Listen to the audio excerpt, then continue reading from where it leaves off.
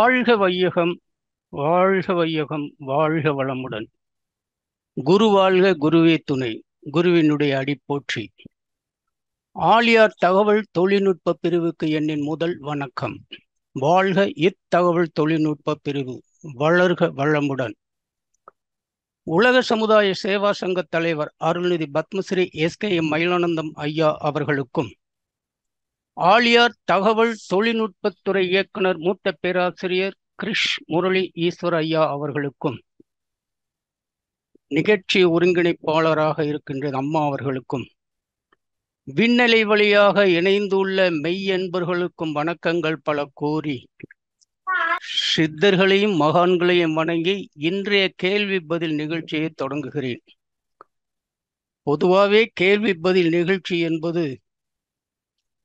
கேள்வி கேட்பவர்களுக்கு நேரம் அவர்களது உரிமை. அதை நம்ம அதிக நேரம் எடுத்துக்க கூடாது. இருந்தாலும் இன்றைய கேள்வி பதில் தவத்தை பற்றி உள்ளதால் சில முக்கியமான கருத்துக்களை அறிந்து கொள்ள வேண்டியது மிகவும் அவசியமாக இருக்கின்றது. அந்த கருத்துக்களை பல மகான்கள் சொன்னதை, மகரிஷி சொன்னதை, அந்த கருத்துக்களை கேட்ட பின் நாம் கேள்வி பதில் நிகழ்ச்சியில ஆரம்பிக்கலாம். முதல்ல இன்னைக்கு தவத்தை பத்தி தான் நம்ம பேச இருக்கிறோம். வாழ்க்கையின் நோக்கமே தன்னை அறிந்து அதன் மூலம் இறை உணர்வு பெறுவதுதான். The life is journey towards the goal of self-realization and towards the goal of God realization என்று ஆங்கிலத்தில் மகரிஷி குறிப்பிட்டிருக்கிறார்கள். தவங்களை பற்றி நிறைய சொல்லியிருக்கிறேன் நான். என்னுடைய அந்த ஆழியார் ஜூம் தவ நுணுக்கம் 1லிருந்து 15 வரைக்கும் பேசியிருக்கேன். அதில் தவ நுணுக்கங்களை பற்றி நிறைய சொல்லியிருக்கேன், தவங்களை பற்றி நிறைய சொல்லியிருக்கேன். அங்கே ரொம்ப சொல்ல வேண்டிய அவசியம் இல்லை. இருந்தாலும் கேள்வி பதில் நிகழ்ச்சிக்கு முன்பு தவத்தை பற்றி சிறிது சொல்ல வேண்டும் என்று நிறைய பேர் என்னை தொடர்பு கொண்டு கேட்டதால தவத்தை பற்றி கொஞ்சம் ரொம்ப முக்கியமான அந்த தவங்களை பற்றி மகரிஷி மகான்கள் என்ன சொல்லியிருக்காங்கிறத அடிமனதில் போட்டுக்கணுங்கிறது வேண்டிதான் நான் அதை சொல்லியிருக்கேன். மனிதனுடைய மதிநுட்பத்தை பெருக்கும் உள பயிற்சியே அகத்தவம் என்கிறார் மகரிஷி. இறை உணர்வு அடைய தவம் மிக மிக முக்கியமானது. தவம் சரியாக கிடைக்க வேண்டுமானால் உடல் நலம், மனவளம், உயிர் வளம் நன்றாக இருக்க வேண்டும். அதை மறந்துடவே கூடாது நம்ம. இவைகள் நன்றாக இருந்தால்தான் அறிவு நல்ல நிலையில் இயங்க முடியும், நல்ல நிலையை அடைய முடியும். அந்த அறிவு நுண்ணறிவாக பெற தியானம் மிக மிக அவசியம். அந்த தியானத்தை நல்ல வழியில் பெற வேண்டும் என்பதற்காகவே நமது மகரிஷி அவர்கள் 9 வகையான தவங்களை நமக்கு வடிவமைத்து கொடுத்துள்ளார்கள். அதுல 4 குண்டலினி யோக தவங்களாகவும் 5 சிறப்பு தவங்களாகவும் வடிவமைத்து கொடுத்துள்ளார்கள். குண்டலினி யோக தவங்கள் என்பது இறையுணர்வு பெறுவதற்காக, சிறப்பு தவங்கள் என்பது உடல் இயக்கம் சிறப்பாக இயங்க வேண்டும் என்பதற்காக கொடுக்கப்பட்டுள்ளது. குண்டலினி யோக தவம் தான் நமக்கு ரொம்ப முக்கியம். ஏன்னா உடல் மனம் உயிரெல்லாம் நல்லா இருக்கும்போது நம்ம இறைநிலையை தானே பெறணும். அதனால குண்டலினி யோகம் தான் ரொம்ப ரொம்ப ரொம்ப முக்கிய தவங்கள். அந்த குண்டலினி யோக தவத்தில் உச்சநிலை துரியாதீத தவம், அதுவே நிறைவேற்று தவம் என்று நம்ம சொல்றோம். துரியாதீத தவத்தினுடைய அம்சத்தை நாம் தெரிந்து கொள்ள வேண்டியது முக்கியமான ஒன்று.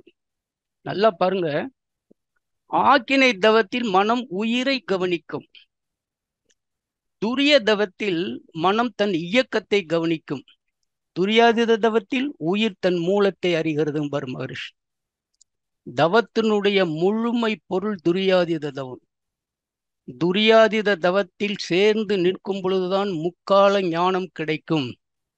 மனத்தினுடைய ஆழமே துரியாதீத தவம். இதெல்லாம் எதுக்கு சொல்ல வர்றேன்னா, அந்த தவம் கிடைக்கணும்னா இதெல்லாம் நம்ம மனசுக்குள்ள பதிஞ்சு வச்சு அதன்படி நம்ம செய்யணும், மனசை வைக்கணும், பயிற்சி பண்ணணுங்கிறதுக்கு வேண்டியதான். நல்ல குணங்கள் பெற்றால் மட்டுமே துரியாதீத தவம் அமையும் இருக்காரு மகரிஷி. இதெல்லாம் தவத்திலேயே முக்கியமா நம்ம போக வேண்டியதே துரியாதீத தவம் தான். துரியாதீத தவம் தான் நமக்கு ரொம்ப முக்கியம். அதுதானே ஃபைனல். பொதுவாகவே தவங்களை செய்யணும், நம்ம விடக்கூடாது அப்படிங்கிறத நான் தவ நுணுக்கங்கள்ல சில மகான்கள் சொன்னதை சொல்லிக்கிட்டே வரேன். ஏன்னா அந்த மாதிரியான வார்த்தைகள் நம்ம மனதுல விழுந்துச்சுன்னா என்ன ஆகுன்னு கேட்டீங்கன்னா, ஐயோ நம்ம தவத்தை விட்டுறக்கூடாது, தவம் டெய்லி செய்யணும், ஏதோ ஒரு வகையில தவம் செய்யணும் அப்படிங்கிற ஒரு உள்ளுணர்வான ஒரு உணர்வு அடிமன நிலையில் நின்று வர வேண்டும் என்பதற்காகவே நான் அதை அடிக்கடி சொல்லிட்டு இருக்கேன். ஸ்ரீ ஸ்ரீ யோகானந்த பரமஹம்சர் என்ற மகான் அவர் சொல்லியிருக்கிற வார்த்தையை நான் அடிக்கடி உங்களுக்கு சொல்லியிருப்பேன். அது என்னுடைய தவ நுணுக்கங்கள்ல தெரியும். இப்ப பாருங்க அந்த வார்த்தையை. நம் வாழ்க்கையில் நாசம் விளைவிக்கும் மாயையின் அஸ்திரம் எது என்றால் தியானம் செய்ய மனமின்றி இருப்பது. ஏனென்றால் இத்தகைய தன்மையினால் ஒருவன் இறைவனிடத்தும் குருவினிடத்தும் இசைவுடன் இருக்கும் தன்மையிலிருந்து தன்னை விடுவித்துக் கொள்கிறான்கிறார். இப்படி தவத்தினுடைய அருமை பார்த்தீங்களா? அதே ஒரு இன்னொரு மகான், மகா அவதார் பாபாஜி என்பவர், அந்த மகான் சொல்லியிருப்பார், ஒரு சிறிதளவு தியானம் கூட மரண நிலை மற்றும் மரணத்துக்கு பின் ஏற்படும் நிலைகளில் ஆகியவற்றின் பயத்திலிருந்து நம்மை காப்பாற்றுங்கிறார். இதுதான் தவம் ஏன் நம்ம செய்யணுங்கிறதுக்கு. மகரிஷியினுடைய சில கருத்துக்களை பார்த்தீங்கன்னா, தவம் சரியாக விடாமல் செய்ய வேண்டும் என்பதற்காக மகரிஷியினுடைய வைர வரிகளை உங்களுக்கு கொடுத்துருக்கேன், பல தடவை சொல்லியிருக்கிறேன். அந்த அவர் சொல்லிய அந்த வார்த்தைகளில் உள்ள வரிகளின் உட்கருத்தில் மனதில் பதிய வேண்டும் என்பதற்காகவே சில இதனை நான் சொல்றேன், நல்லா மனசுல பதிச்சு வச்சுக்கோங்க. இல்லைன்னா குறிப்பெடுத்து அதை அப்படியே மனசுல உருப்படுத்துங்க. அவர் மகரிஷி சொன்னதான் எல்லாமே. பேரியக்க மண்டலம் பெரிதுதான் என்றாலும் ஓர் இயக்கமாக உந்தன் உடலாய் காணுகின்றேன். சீரியக்கமெல்லாம் சிந்தித்த போது பெரும் வியப்பு எனக்கு. யார் இயக்க வல்லார் இப்பிரபஞ்சத்தை உணையின்றி? அகத்தவம் என்பது நம்ம குறைகளை போக்கும். அகத்தாய்வு என்பது போக்கிய நிலையை தக்க வைக்கும். ஜீவகாந்த சக்தி தெய்வீகமானது. அதை வெறுப்பு உணர்ச்சியால் களங்கப்படுத்தினால் பழி செயல்கள் செய்ய வழிவகுத்து விடுங்கிறார். எவ்வளவு பெரிய வார்த்தை பாருங்க. இதெல்லாம் நம்ம தெரிஞ்சுக்கணும். தெய்வீக சக்தி அது. ஜீவகாந்த சக்தி என்பது தெய்வீக சக்தியானது. அத வெறுப்பு உணர்ச்சி கொண்டு அதை களங்கப்படுத்தினால் பழி செயல்கள் செய்ய வழிவகுத்து விடுங்கிறார் மகரிஷி.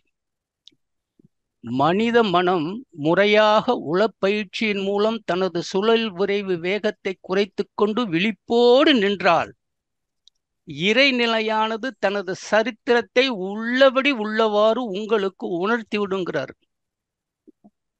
எல்லாம் வைர வரிகள், பொக்கிஷமான வார்த்தைகள். இதெல்லாம் தவத்துக்கு நேரம் காலம் திசையும் வேண்டிய தேவையில்லை. அறிவை விரிவான பிரபஞ்சத்தோடு இணைக்கும் பயிற்சிதான் தவங்கிறார். உணர்ந்து எவ்வளவு தூரம் ஆழ்ந்து தவம் செய்கிறார்களோ அந்த அளவிற்கு விவகாரங்களில் ஏற்படக்கூடிய சிக்கல்கள் அருந்து போகும்.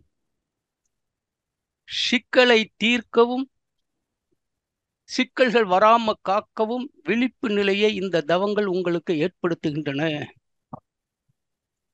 நாம் இறைவனை தேடிக்கொண்டோ அல்லது போற்றிக்கொண்டோ இருக்க வேண்டியதில்லை. ஒவ்வொரு நாளும், ஒவ்வொரு செயலிலும், ஒவ்வொரு இயக்கத்திலும் அவனது இருப்பை கண்டுகொண்டு போற்றுவது இறை வழிபாடு அப்படிங்கிறாரு மகரிஷி. இறை வழிபாடுக்கு டெபினிஷன் கொடுத்திருக்காரு பாருங்க எப்படி. ஒவ்வொரு நாளும், ஒவ்வொரு செயலிலும், ஒவ்வொரு இயக்கத்திலும் அவனது இருப்பை கண்டுகொண்டு போற்றுவது இறை வழிபாடு. அதை உணர்ந்து கொண்டே இருப்பது இறை உணர்வு. டெபினிஷன் பாருங்க, எப்படிப்பட்ட டெபினிஷன். இறைவனுக்கு செய்ய நினைப்பதும் கொடுக்க நினைப்பதும் அறிவின் குறைபாடுகள். எல்லாம் அவன் கொடுத்ததையே திருப்பி அவனுக்கு கொடுக்க நினைப்பது பலனற்றது. அப்ப பலனுள்ளது எது என்கிறார். பலன் உள்ளது என்று சொல்ல போனால் துன்பப்படுவோர்களுடைய துன்பத்தை போக்குவது அப்படிங்கிறார். வெளியே ஒளிரும் தீபங்கள் எத்தனை அழகு நிறைந்ததாக காணப்படுகின்றன. அவை ஒருபோதும் உங்களுக்குள்ளே உங்கள் மனதில் உள்ள இருளை நீக்காது. தியானம் என்ற ஒரு விளக்கை உங்கள் மனதிலே ஏற்றினால் தினம் தினமும் உங்களுக்கு தீபாவளி தான். அவ்வளவு பிரகாசமாக இருப்பீர்கள் நீங்கள். இதை சொன்னது ஓஷோ என்பவர். இவ்வளவு தூரம் போதும். இந்த கருத்துக்கெல்லாம் நான் சொல்றது எதனாலன்னு கேட்டீங்கன்னா, தவத்தை விட்டுறக்கூடாது. டெய்லி ஏதாவது ஒரு விதத்துல மகரிஷி 20 நிமிஷம் தவம் செய்ய சொல்லியிருக்காரு. நம்ம முடிஞ்சது கொஞ்சமாவது ஒரு நாளைக்கு ஒரு தவமாவது 2-3 தவம் செய்யணும்னா ரொம்ப நல்லது. அதுலேயே முக்கியமானது நாம் நல்லா கவனிக்கணும். ஆக்கினை தவத்திலும் துரிய தவத்திலும் நாம் தேர்ச்சி பெற்று அதில் சித்தி பெற்றால்தான் மற்ற தவங்களை நாம் உணர முடியும், அதனுடைய பலன்களை அடைய முடியும்.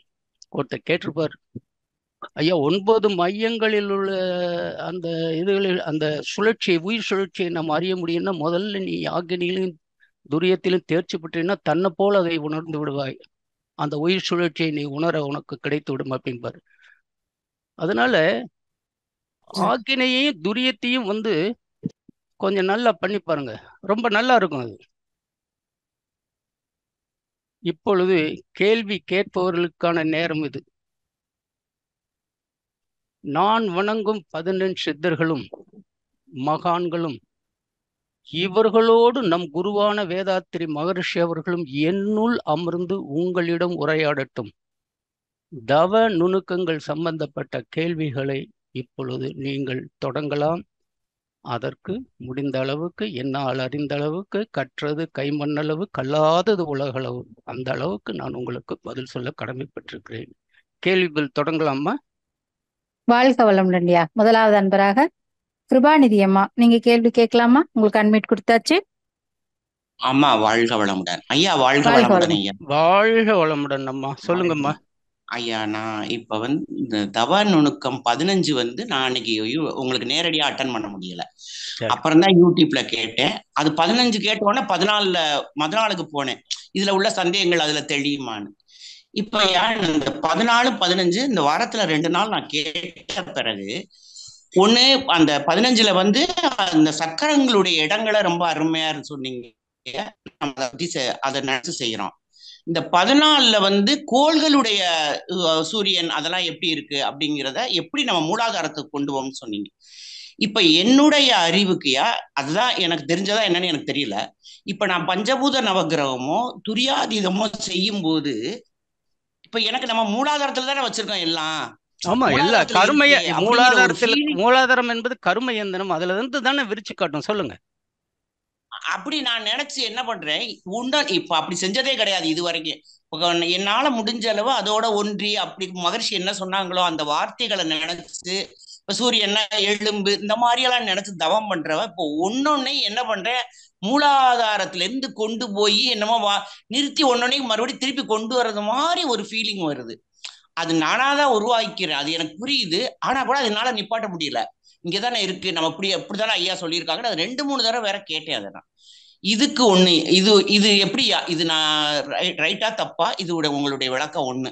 ரெண்டாவதுயா, நான் நேத்து ஒரு ஆன்மீக மலர் படிச்சேன். அம்மா கிருபாநிதி அம்மா, முதல்ல இதுக்கு தவம் செஞ்சிடறேன். ஒரு சக்கரத்திலிருந்து இன்னொரு சக்கரத்துக்கு ஒரு சக்கரத்திலிருந்து இன்னொரு சக்கரத்துக்கு போயிட்டே இருக்கும்போது இடையில அதுவா இறங்குதா, இல்ல நீங்களா மனம் நிறைந்து இறங்குகிறீர்களாமா? இல்லையா, நானே போயிட்டு மனம் நிறைந்துதான் இறங்குறேன். அந்த மாதிரி எனக்கு ஃபீலிங்கே கிடையாது, அரைகுறையா வந்த மாதிரி கிடையாது.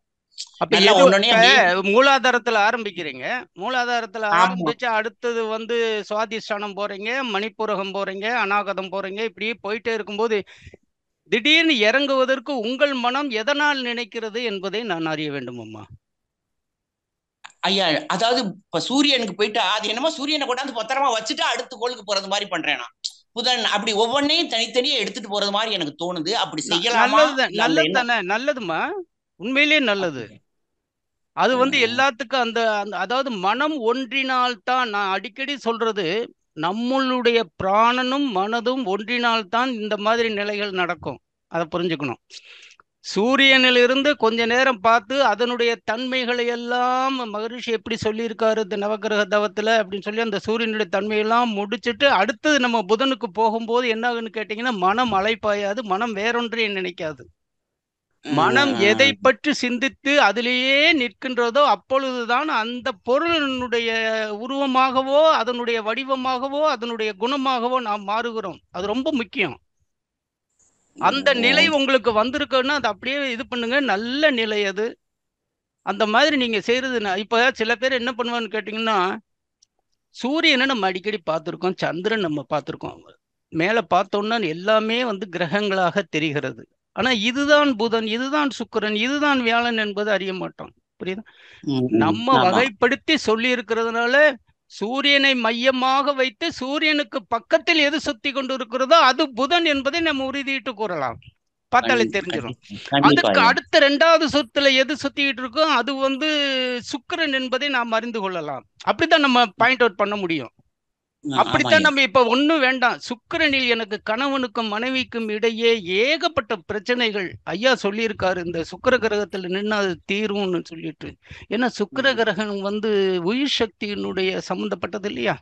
உயிர் சக்திங்கிறது எது? விந்துநாதம் தானே. அந்த விந்துநாதம் எது? கணவன் மனைவிக்குரியது. அப்ப அது மேல நின்று அந்த கணவன் மனைவியிடம் இருக்கக்கூடிய அந்த பிரச்சனைகளையே அல்லது நல்ல முறையில் இருந்தால் அது மேலும் வலுப்படுத்த, நன்மைகளை மேலும் வலுப்படுத்த, தீமைகளை குறைக்கத்தான் அந்த நவகிரகம்.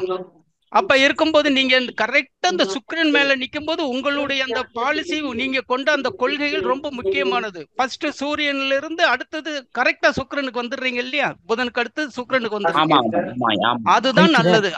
அதைத்தான் நான் சொல்றேன்.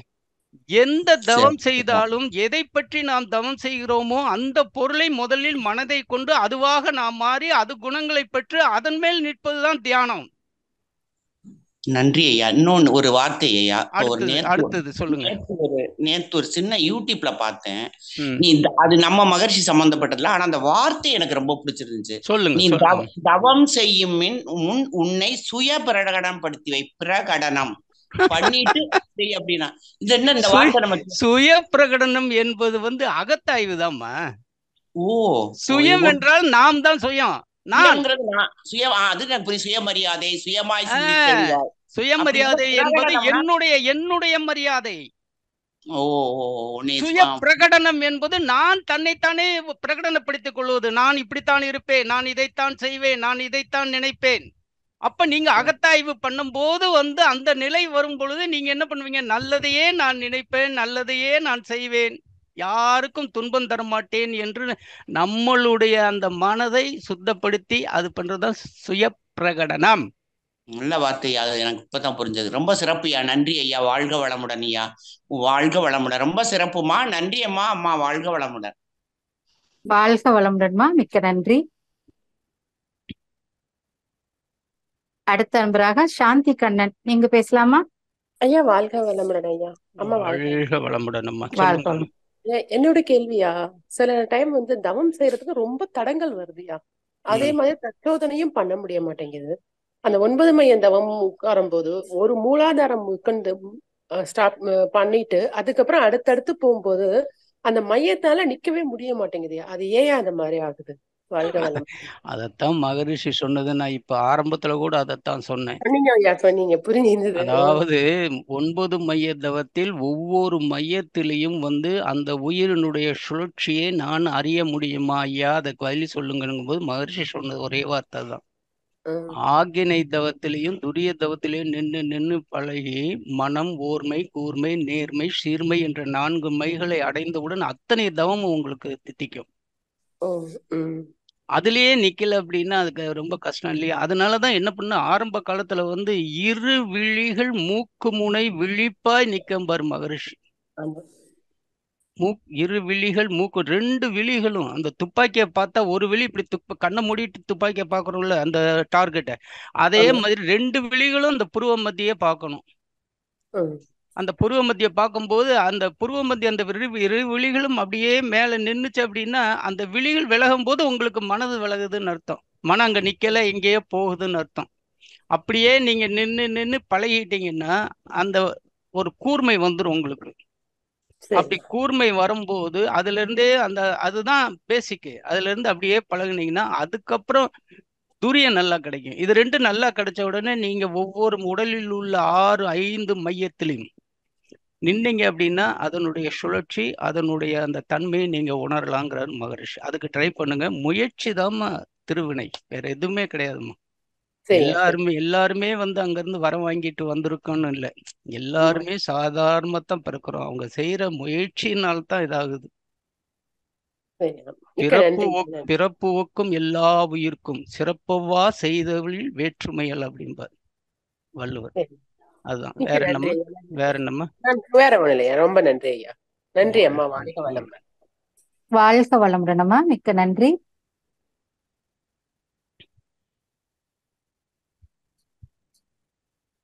அடுத்த அன்பராக வளர்மதி அம்மா, நீங்க பேசலாம். வாழ்க வளமுடன் அம்மா. இணைப்புக்கு நன்றி. வாழ்க வளமுடன் பேசுங்க ஐயாட்ட. ஐயா வாழ்க வளமுடன் ஐயா. வாழ்க வளமுடன் அம்மா. சொல்லுங்கம்மா. சிறப்பு ஐயா. உங்களுடைய தவ நுணுக்கங்கள்லாம் ரொம்ப சிறப்பா இருந்துச்சு. அதை வச்சே நம்ம பண்ணோம்னா ரொம்ப அருமையா இருக்கும்னு நினைக்கிறேன். எனக்கு ஒரு காயக்கல்பத்துல ஒரு கேள்வி கேட்கலாங்களா ஐயா? நினைக்கிறேன் என்கிறீர்களா, இருக்கிறது என்கிறீர்களா? அதாவது இப்பதான் கொஞ்சம் கொஞ்சம் பிடிச்சிருக்கேன். இன்னும் நல்லா உயரணும் தவத்துல.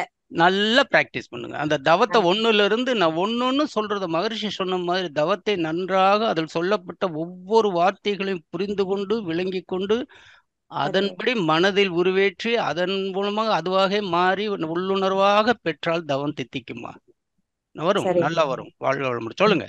நன்றி ஐயா. காயக்கல்பம் இந்த ஓஜஸ் பண்றோம் இல்லைங்களையா, அத ஒரு சீரா என்னால இழுக்க முடியல. இழுத்து விடுறது ரொம்ப கொஞ்சம் சிரமமா இருக்கு. அதுக்கு என்ன பண்ணலாம்? முதல்ல ஆரம்பத்துல ஓஜஸ் போடும்போது என்ன சொல்லுவான்னு கேட்டீங்கன்னா, அந்த அஸ்வின் முத்திரை போடுவாங்க பாத்தீங்களா? அந்த அஸ்வின் முத்திரை என்பது என்ன? அந்த ஆசன வாயை சுருக்கி விரிக்கிறது தானே.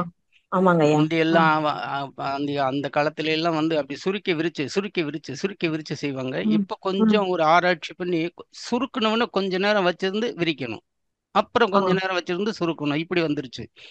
இப்படி அதுல நீங்க அந்த மாதிரி நேரத்துல நீங்க என்ன பண்ணதுல ஏதாவது தவறுதுன்னு மனசு வந்துச்சுன்னா ஒரே வழி என்னன்னு கேட்டீங்கன்னா, உங்க ஆசன வாயை நம்மளுடைய ஆசன வாயை நம்ம பார்க்க முடியாது இல்லையா? ஆனா நாம் வளர்த்துகின்ற குழந்தையோ சிறு குழந்தையோ அந்த மாதிரி நிலையில இருக்கும்போது நம்ம பாக்குறோம், அது வர்றது, அது விரியிறது, சுருக்கிறது எல்லாம் பாக்குறோம். அதை காட்டிலும் இந்த குதிரை இந்த மிருகங்கள்லாம் சாணி போடும்போது வைக்கும் போது அது சுரியறது விரியறது எல்லாம் பாக்குறோம்ல.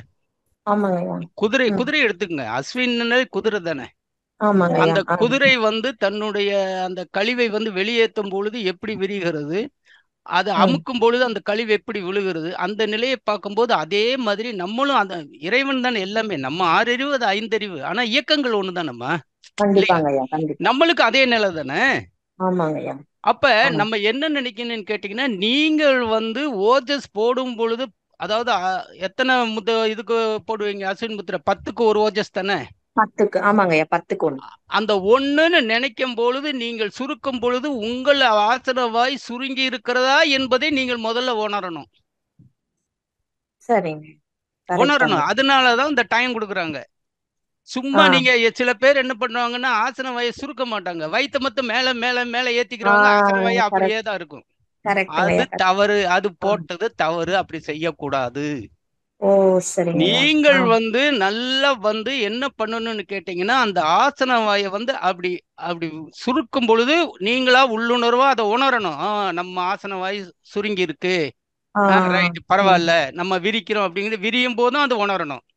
அப்படி அப்படி சுருக்கும் போது அது மேல வரும், விரியும் போது கீழே போகும், அதை உணரணும் நீங்க. அந்த மாதிரி 10 உணர்வு உணர்ந்து கடைசியில 10ஆவதுல பிடிச்சுக்கிட்டு நல்ல நாக்கம் அடிச்சுட்டு இழுத்தீங்கன்னா அழகா மேல போகும். இதுதான் முறை. இதை உள்ளுணர்வா புரிஞ்சுக்கிட்டு செய்யுங்க.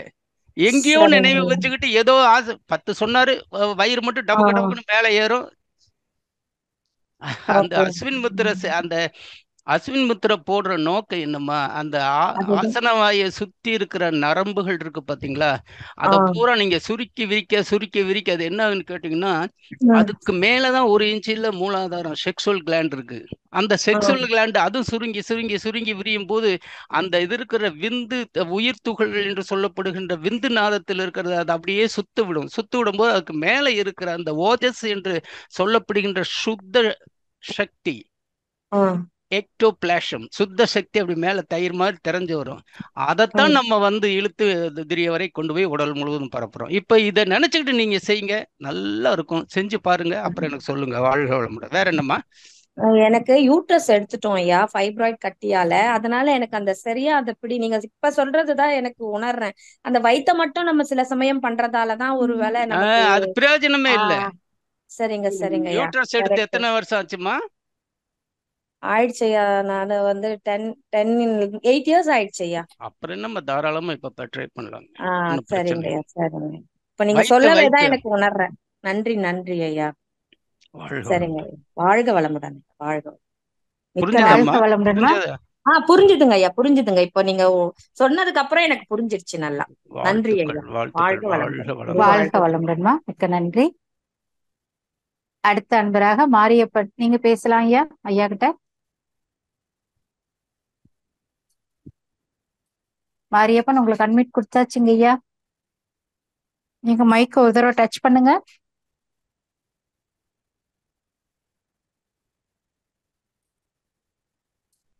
அடுத்த அன்பராக உமையாள், நீங்க பேசலாமா? உங்களுக்கு அட்மிட் கொடுத்தாச்சுமா? அம்மா வாழ்க வளமுடன். வாய்ப்புக்கு நன்றி அம்மா. வாழ்க ஐயா வளமுடன்.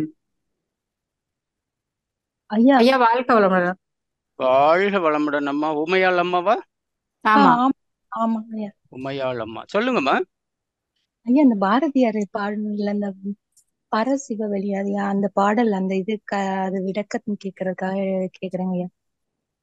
அது தனியா நீங்க இதுல கேளுங்கம்மா, செல்லுல கேளுங்க, போன்ல கேளுங்க. பரவழி இன்பம் அதை நான் சொல்றேன். இப்ப தவங்களுக்கு நிறைய பேர் வந்தாங்கன்னா அவங்களுக்கு பதில் சொல்லணும் இல்லையா? சரிங்க ஐயா, சரிங்க ஐயா, புரியுது வேற ஐயா. தவத்துல ஏதாவது இருக்கான்னு சொல்லுங்க. தவத்தை பத்தி பாடல்கள் இருந்துச்சுன்னா சொல்லுங்க, விளக்கம் தர்றேன். ஐயா துரியாதீத தவத்துல அந்த சுத்த வெளியிலும் போது இந்த கும்மிருட்டை மட்டும் நினைக்கிறோம், அது மட்டும் போதுமாங்க ஐயா? அந்த இது எனக்கு கொஞ்சம் இதா இருக்கு. அப்படி கேளுங்க, அது அருமையான கேள்வி, தவத்தை சம்பந்தப்பட்டது. துரியாதீத தவத்துல கும்மி இருட்டை மட்டும் நினைக்கிறது தான் சுத்த வெளி, அதுதான், வேற ஒண்ணும் இல்லை. ஆனா அந்த கும்மிருட்டை மனசுல நினைச்சுக்கிட்டே இருந்தோம் அப்படின்னா மனம் நிக்கிறதுக்கு முதல்ல பழகணும். அப்படி பழகணும்னா என்ன செய்யணும்னு கேட்டீங்கன்னா, அந்த துரியாதீதத்தினுடைய அந்த கும்மிருட்டு என்று சொல்லப்படுகின்ற அதனுடைய தரத்தையும் தன்மைகளையும் அதனுடைய திறமைகளையும் நம்ம என்ன பண்ணணும், என்னென்ன திறமை இருக்கு, என்னென்ன தன்மை இருக்குங்கிறத மனசுக்குள்ள அப்படியே போடுவோம். நீங்க அங்க துரியாதீத தவத்தில் இருட்டுக்குள்ள நீங்க போனா அந்த எப்படி உள்ள இருட்டுக்குள்ள போகணும்னு நான் உங்களுக்கு ஒரு சின்ன ஐடியா கொடுக்குறேன். அதன்படி செய்றீங்களா? வாழ்க வளமுடன். கேக்குதாம்மா? அவங்க மைக் ஆஃப் ஆயிடுச்சுங்கய்யா. உண்மையாலமா உங்களுக்கு திருப்பி அட்மிட் கொடுத்துருக்கு, பேசுங்கம்மா. உண்மையாலமா ஓகேம்மா, ஓகேம்மா. கொஞ்சம் டிஸ்டர்பன்ஸ் இருக்கு, அதனால கொஞ்சம் ஆஃப் பண்ணிட்டேம்மா. நான் சொன்னது ஐயா கேட்டதுங்களா? நான் சொன்னது கேட்டதா? கேக்குதுங்க ஐயா. எப்படி நீங்க இருட்டுக்குள்ள போகணும் அப்படின்னு நீங்க நினைச்சீங்கன்னா, ஏன்னா நம்ம மத்தியானம் தூங்கும் போதும் வெளிச்சத்துல இருக்கிற நினைப்பு தான் வருது. எப்போ 24 மணி நேரத்துல 20 மணி நேரத்துக்கு மேலாக வெளிச்சம்தான் நம்மளுக்கு பட்டுக்கிட்டு இருக்கு. அதனால வெளிச்சத்தை பார்த்து பார்த்து பார்த்து அந்த உணர்வு இருந்துகிட்டே இருக்கும். டக்குன்னு கண்ணை மூடுனீங்கன்னா உங்களுக்கு இருட்டு வராது. அதனால என்ன பண்ணணும்னு கேட்டீங்கன்னா, தனி அறையில இருந்துச்சுன்னா லைட் எல்லாத்தையும் ஆஃப் பண்ணிட்டு நல்ல இருட்டறையில இருந்து பழகுங்க. அதுவும் இல்லை அப்படின்னா, ஏன்னா எல்லா ஜன்னலையும் அடைச்சிங்கன்னா காத்து வராது. அதனால நல்ல ஒரு கருப்பு துணி என்ன பண்ணுங்க, கண்ணளவுல ரொம்ப டைட்டா கட்டாம இருட்டா எங்க வெளிச்சம் உள்ள போகாதாலும் கட்டிட்டு கொஞ்ச நேரம் அப்படியே அமைதி உட்காந்து உட்காந்து உட்காந்து உட்காந்து அப்படியே பழகுங்க.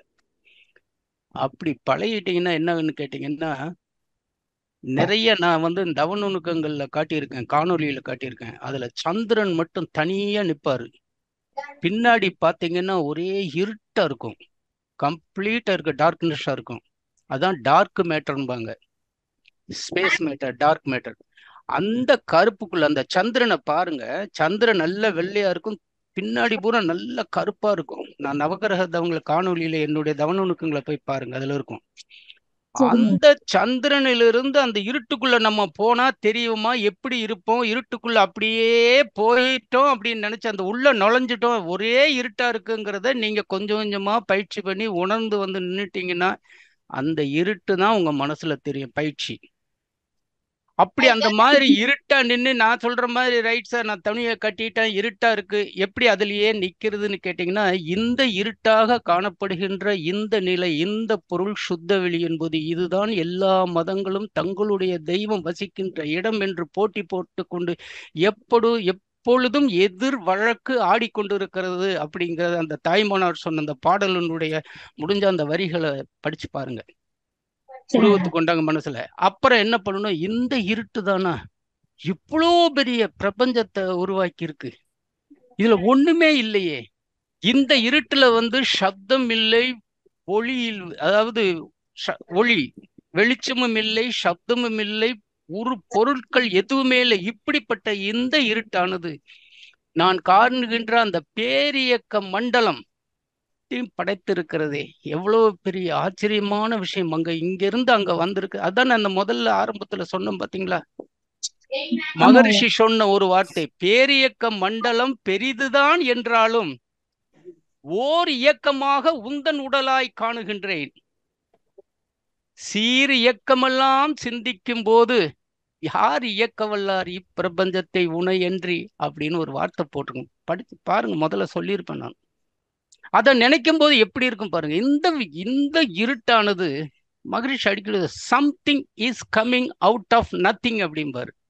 ஒன்றும் இல்லாததிலிருந்து இவ்வளவு பெரிய பிரபஞ்சம் வந்திருக்குன்னா அப்ப இங்க என்ன இருக்குன்னு அங்க போய் நீங்க சிந்திக்கணும். நான் எதுக்கு சொல்ற வரேன்னா, இதெல்லாம் இந்த பயிற்சியை நீங்க எடுத்துக்கிட்டீங்கன்னா அந்த சுத்த வெளியில் இருக்கக்கூடிய அந்த நிலையில் உங்களுடைய மனம் சிதறாத நிலையை எடுக்கும் என்பதற்காக இதை நான் சொல்றேம்மா. அதை புரிஞ்சுக்கணும் முதல்ல.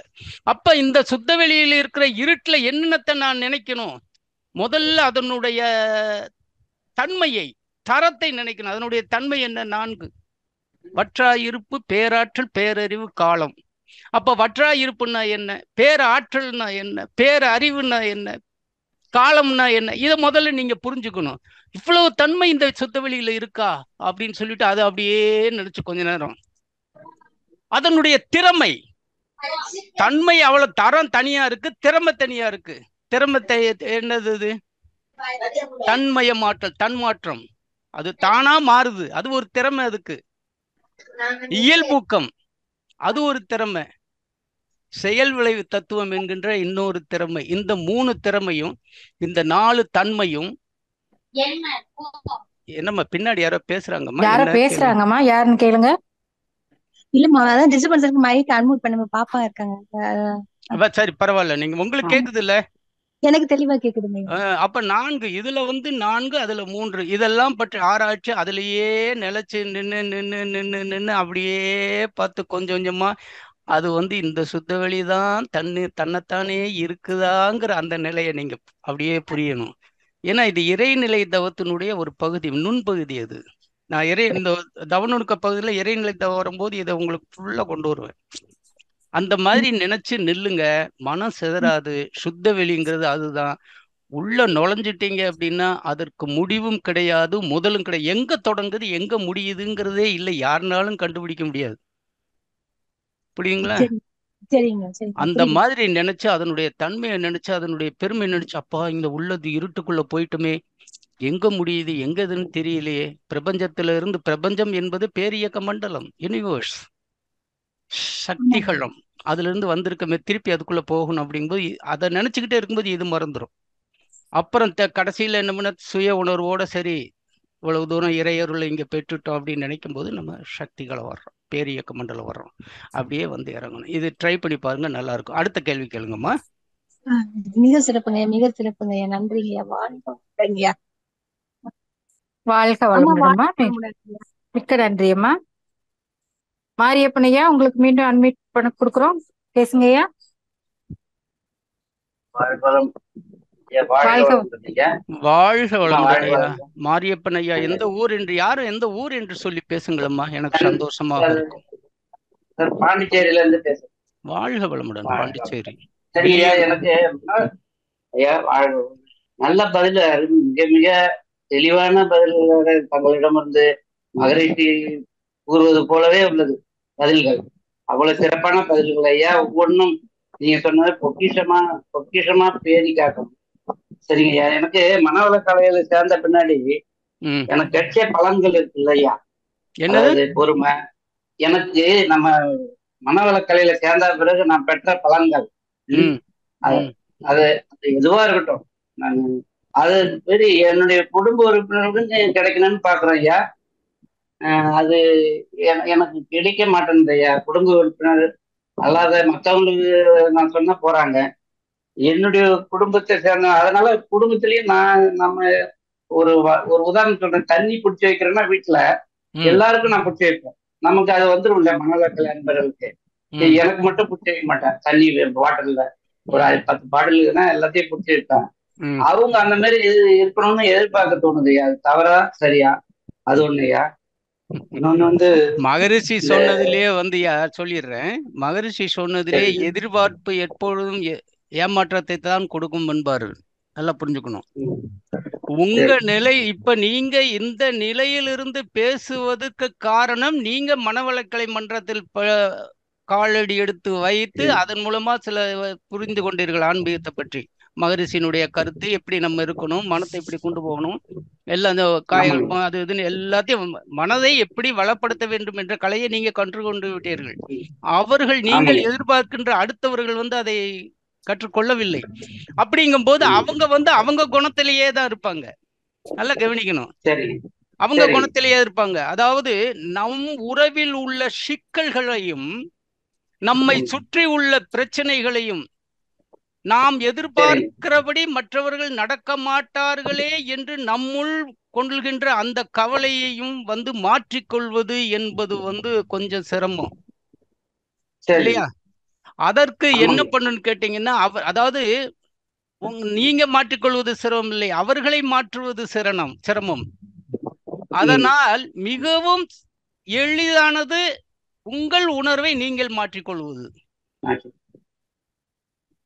அதாவது நான் என்ன செய்யறேன்னு கேட்டீங்கன்னா, எப்பவுமே நல்லா கவனிங்க. அதாவது தானம் என்பது ஏதாவது ஒன்றை நினைத்து செய்வது, தர்மம் என்பது எதையும் நினைக்காமல் செய்வது. அது மாதிரி நீங்க செய்கின்ற செயல் நல்ல செயல் என்று உங்கள் மனதில் நினைத்தால் நீங்க எதுக்கு அவங்க உங்களுக்கு செய்யணும்னு நினைக்கிறீங்க அப்படின்னா, அவங்களை உங்களுக்கு செய்கின்ற அளவுக்கு அவர்களை பக்குவப்படுத்த வேண்டியது உங்களுடைய பொறுப்பு. அந்த பக்குவம் அவர்களுக்கு இன்னும் வரவில்லைங்கும் போது அவர்கள் இந்த பக்குவப்படுத்தணும்னா அவங்க உங்க பேச்ச கேட்கணும். இந்த காலத்துல முடியுமா? கஷ்டம் இல்லையா? தன்னுடைய கணவனிடம் மனைவியும் கேட்பதில்லை, மனைவியின் வார்த்தையை கணவனும் கேட்பதில்லை, தந்தையினுடைய மகனும் கேட்பதில்லை, மகன் வார்த்தையை தந்தை. இப்படித்தான் ஓடிட்டு இருக்கு இன்னைக்கு. ஏன்னா கலியுக காலத்தினுடைய ஆரம்பமே இன்னும் கொஞ்சம் முடியல. இன்னும் அது நடுப்பகுதி இருக்கு, இந்த பகுதி இருக்கு. அதனால என்ன பண்ணுன்னு கேட்டீங்கன்னா, இதெல்லாம் ஒண்ணு. ஆனா அதே நேரத்தில் நம்ம சும்மாவும் இருந்துடக்கூடாது. அவங்கள கூப்பிட்டு, இந்தப்பா நான் உனக்கு எடுத்து வச்சிருக்கேன்ல, நீ எனக்கு எடுத்து வைக்கலாம்ல அப்படின்னு சொல்லும் போது சில பேர் ஆமா சார் நீங்க செஞ்சீங்க, நான் ஒரு நாள் செய்யறேன் சார், என்னால முடியல அப்படின்னு சொல்லுபவனும் உண்டு. ஏயா நீ நானா கேட்டேன், தேவையில்லாம நீ அடிச்சு எனக்கு கொடுத்தீங்கன்னா நான் எதுக்கு நான் அதை அடிச்சு கொடுக்கணும் அப்படி சொல்பவர்களும் உண்டு. இவர்களை எப்படி நீங்கள் மாற்றுவீர்கள்? விளக்கத்துக்கும் பழக்கத்துக்கும் விளக்கத்திற்கும் என்று அந்த இடைவெளியை புரிந்து கொண்டு பழக்கப்படி வாழ்வதை காட்டிலும் விளக்கம் பெற்று வாழ்வதுதான் முக்கியம் என்பதுதான் மகரிஷியினுடைய அடிப்படை கருத்து, வேதாத்திரத்தினுடைய கருத்து. அந்த நிலைக்கு வர வேண்டும் என்றால் அவர்கள் புரிய வேண்டும். அது வரைக்கும் நாம் காத்திருக்க வேண்டும். அவ்வளவுதான். வேற ரெண்டாவது கேள்வி. அப்புறம் இந்த எனக்கு காலில் வலது முழங்கால செயற்கை மூட்டு வச்சு வஜ்ராசனம் எல்லாம் போட முடியாது பயிற்சி பண்ணும்போது. வேண்டாம் வேண்டாம்.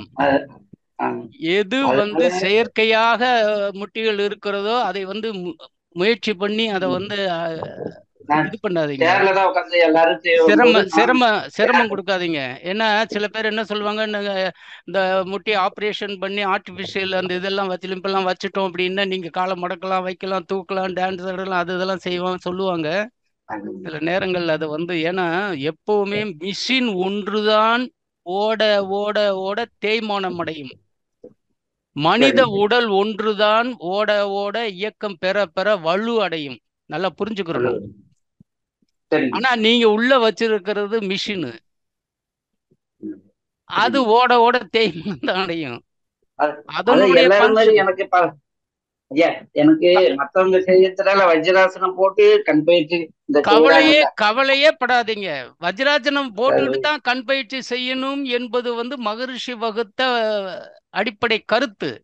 அது வஜ்ராசனம் போட முடியவில்லை என்று சொல்வதற்காக கைப்பயிற்சியை செய்யக்கூடாது என்பது தத்துவம் அல்ல. கண் பயிற்சியை செய்ய வேண்டும் என்பது தத்துவம் அல்ல. கண் பயிற்சி வஜ்ராசனம் போடாம சாதாரண சேர்ல உட்காந்து நீங்க போடலாம். கண்ணுக்கு அருமை. கண்ணுக்குத்தான் அது பயிற்சியை தவிர இடுப்புக்கு அல்ல, முட்டிக்கு அல்ல. Something is better then nothing. ஒண்ணுமே செய்யாம இருப்பதற்கு ஏதாவது ஒரு பயிற்சி அந்த உறுப்புக்கு கொடுக்கிறோமே என்பதுக்கு முக்கியம். அத முதல்ல புரிஞ்சுக்குங்க. எனக்கு வஜ்ராசனம் போட முடியலேங்கிறதுக்கு வேண்டி கண் பயிற்சியை வந்து அவாய்ட் பண்ணுங்கிற அவசியமே கிடையாது. கண்ணுல ஆபரேஷன் பண்ணியிருந்தாதான் கண் பயிற்சி செய்யக்கூடாது அந்த குறிப்பிட்ட காலத்துக்கு. அதுதான் முக்கியமே தவிர வஜ்ராசனம் போடாததுனால கண் பயிற்சி நான் செஞ்சா பலன் கிடைக்குமா? எந்தெந்த உறுப்பினுடைய இயக்கத்தை நீங்க அசைவிக்கிறீர்களோ அந்தந்த உறுப்புகள் வலுப்பெறும். அதுதான் தத்துவம். ஆனா இதுல கண்ணு வலியோ கண்ணு பொலியோ நம்ம ஆபரேஷன் பண்ணிட்டு இருக்கும்போது செய்யக்கூடாது. அதே மாதிரி உடலில் எந்த பகுதியில் வலி இருக்கிறதோ அந்த பகுதியில் அசைவு கொடுப்பதை கொஞ்சம் நிறுத்தி கொள்ள வேண்டும். அதுதான். அதனால ஒரு சின்ன ஒரு விரல்ல வலி இருக்குன்னு சொல்லிட்டு உடற்பயிற்சியை காயகல்பத்துல நிறுத்திக்கிறதா? அது நல்லதா ஐயா? இல்ல. வாழ்க வளமுடன். ரொம்ப நன்றி ஐயா, மிக்க நன்றி. வாழ்க வளமுடன் அம்மா. வாழ்க வளமுடன் ஐயா, மிக்க நன்றி. வாழ்க வளமுடன். அம்மா நிறைய பேர் இருந்தாங்கன்னா சொல்லுங்க, நான் வந்து பதில்களை கொஞ்சம் டக்கு டக்குன்னு குடிச்சுக்கிறேன். இல்ல கொஞ்சம் தான் அப்படின்னா நான் விரிவா கொடுக்குறேன். ஓகேவா? சரிங்கய்யா. நம்மளுக்கு வந்து 12 மணி வரைக்கும் இதுதானே, 12 மணிக்கு தானே காணொலி. ஆமா, ரைட், ஓகே. அடுத்தது அங்கேட்கண்ணி அம்மா, உங்களுக்கு அன்மியூட் கொடுத்தாச்சுமா, நீங்க பேசலாமா?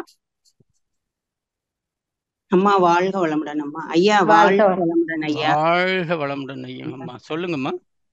ஐயா, அந்த தவ நுணுக்கங்கள்ல வந்து 14ல எல்லாம் பஞ்சபூத நவகிரகத்தை பத்தி சொல்லியிருந்தீங்க, பஞ்சபூதங்களை பத்தி. அதுல எல்லாமே கேட்டதுல எனக்கு இந்த சந்திரனை பத்தி நீங்க சொன்னது கொஞ்சம் நல்லா இருந்தது ஐயா. அது வந்து இப்ப நம்ம வந்து நம்ம மகரிஷிட்ட வராதப்ப எல்லாம் பௌர்ணமி அன்னைக்கு நிலாவை நினைச்சு தவம் பண்ணுவோம் தனியா. இப்ப நம்ம இப்ப வந்து அன்னைக்கு பௌர்ணமினா இப்ப பஞ்சபூத நவகிரக தவம் பண்றோம். இப்ப நம்ம இது வந்து மனசோட தொடர்புடையது, மனக்காரகன் ரத்த ஓட்டத்தோட தொடர்புடையது அப்படிங்கிறோம். இப்ப நீங்க வந்து சந்திரனை வந்து சொல்றப்ப புருவ மத்தியில இருந்து கொண்டு வந்து மூலாதாரத்துல இது பண்ணிட்டா கருமையத்துல நம்ம என்ன நினைச்சு இது பண்றோமோ அது பதிவாயிரும்னு சொன்னீங்க. அப்ப என்ன இது பண்றோமோ சங்கல்பமும் பண்ணிக்கலாம், அதெல்லாம் சொல்றீங்க. இப்ப நமக்கு வந்து இப்ப உடல் நிலையில ஏதாவது சிரமங்கள் இருந்தா சந்திரனை மட்டும் அன்னைக்கு தவத்துல எடுத்து நம்ம செய்யலாமா? உடல்ல வந்து தொந்தரவு என்றால் என்ன தொந்தரவுன்னு முதல்ல அந்த பிரிக்கணும். அதை பிரிச்சாதான் அந்தந்த கிரகங்களுக்கு தகுந்த மாதிரி அந்த இதுல நிக்க முடியும். அதை பண்ணிக்கலாம்.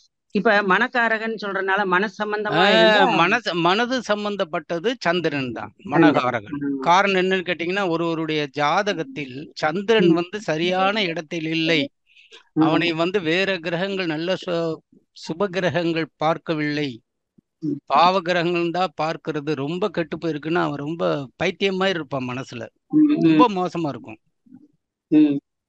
ஆனா அதே நேரத்துல வந்து கொஞ்சம் கெட்டிருக்கு அப்படின்னா அதுக்கு தகுந்த மாதிரி மனசு அழைப்பாயும், அவ்வளவுதான்.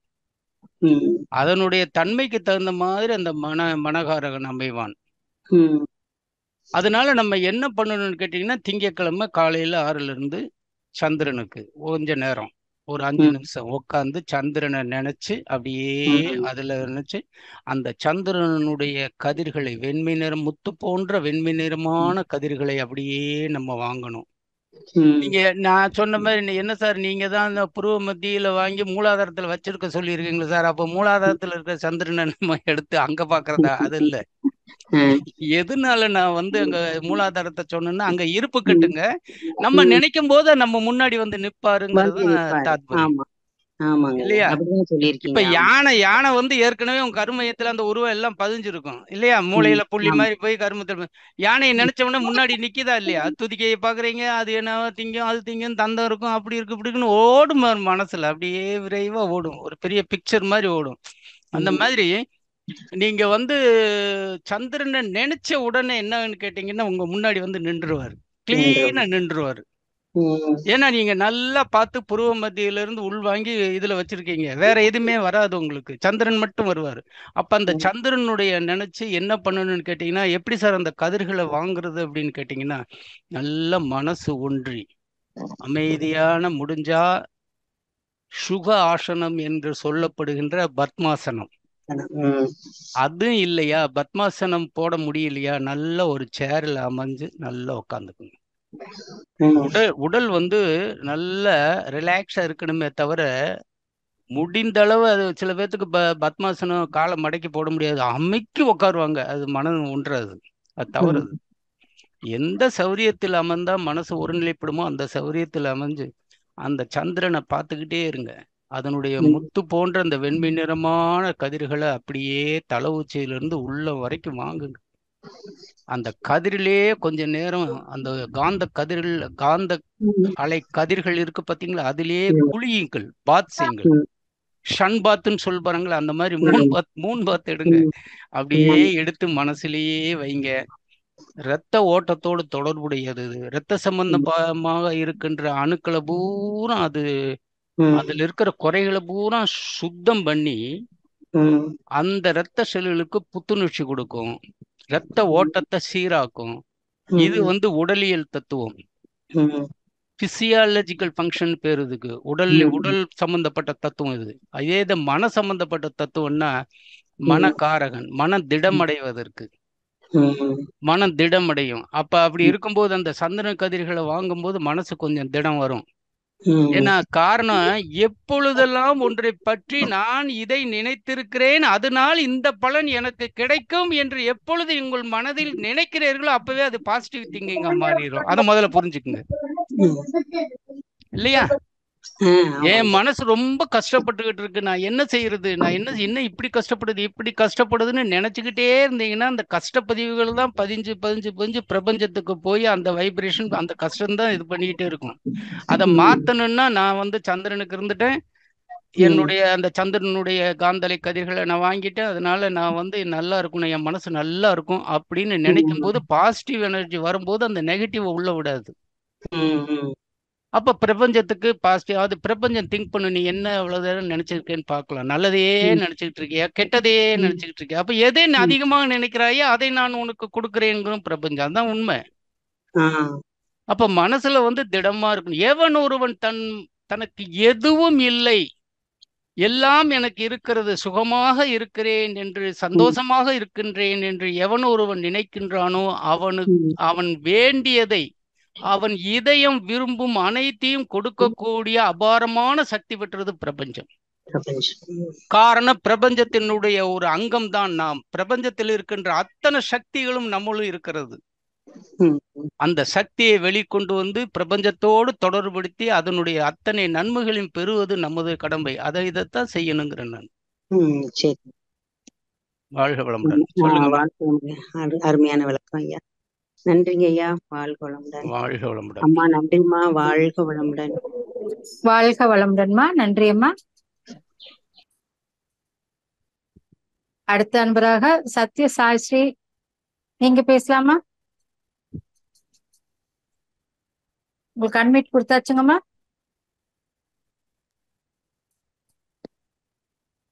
சத்ய சாய்ஸ்ரீ அம்மா, மைக் ஒரு தடவை டச் பண்ணுங்கம்மா.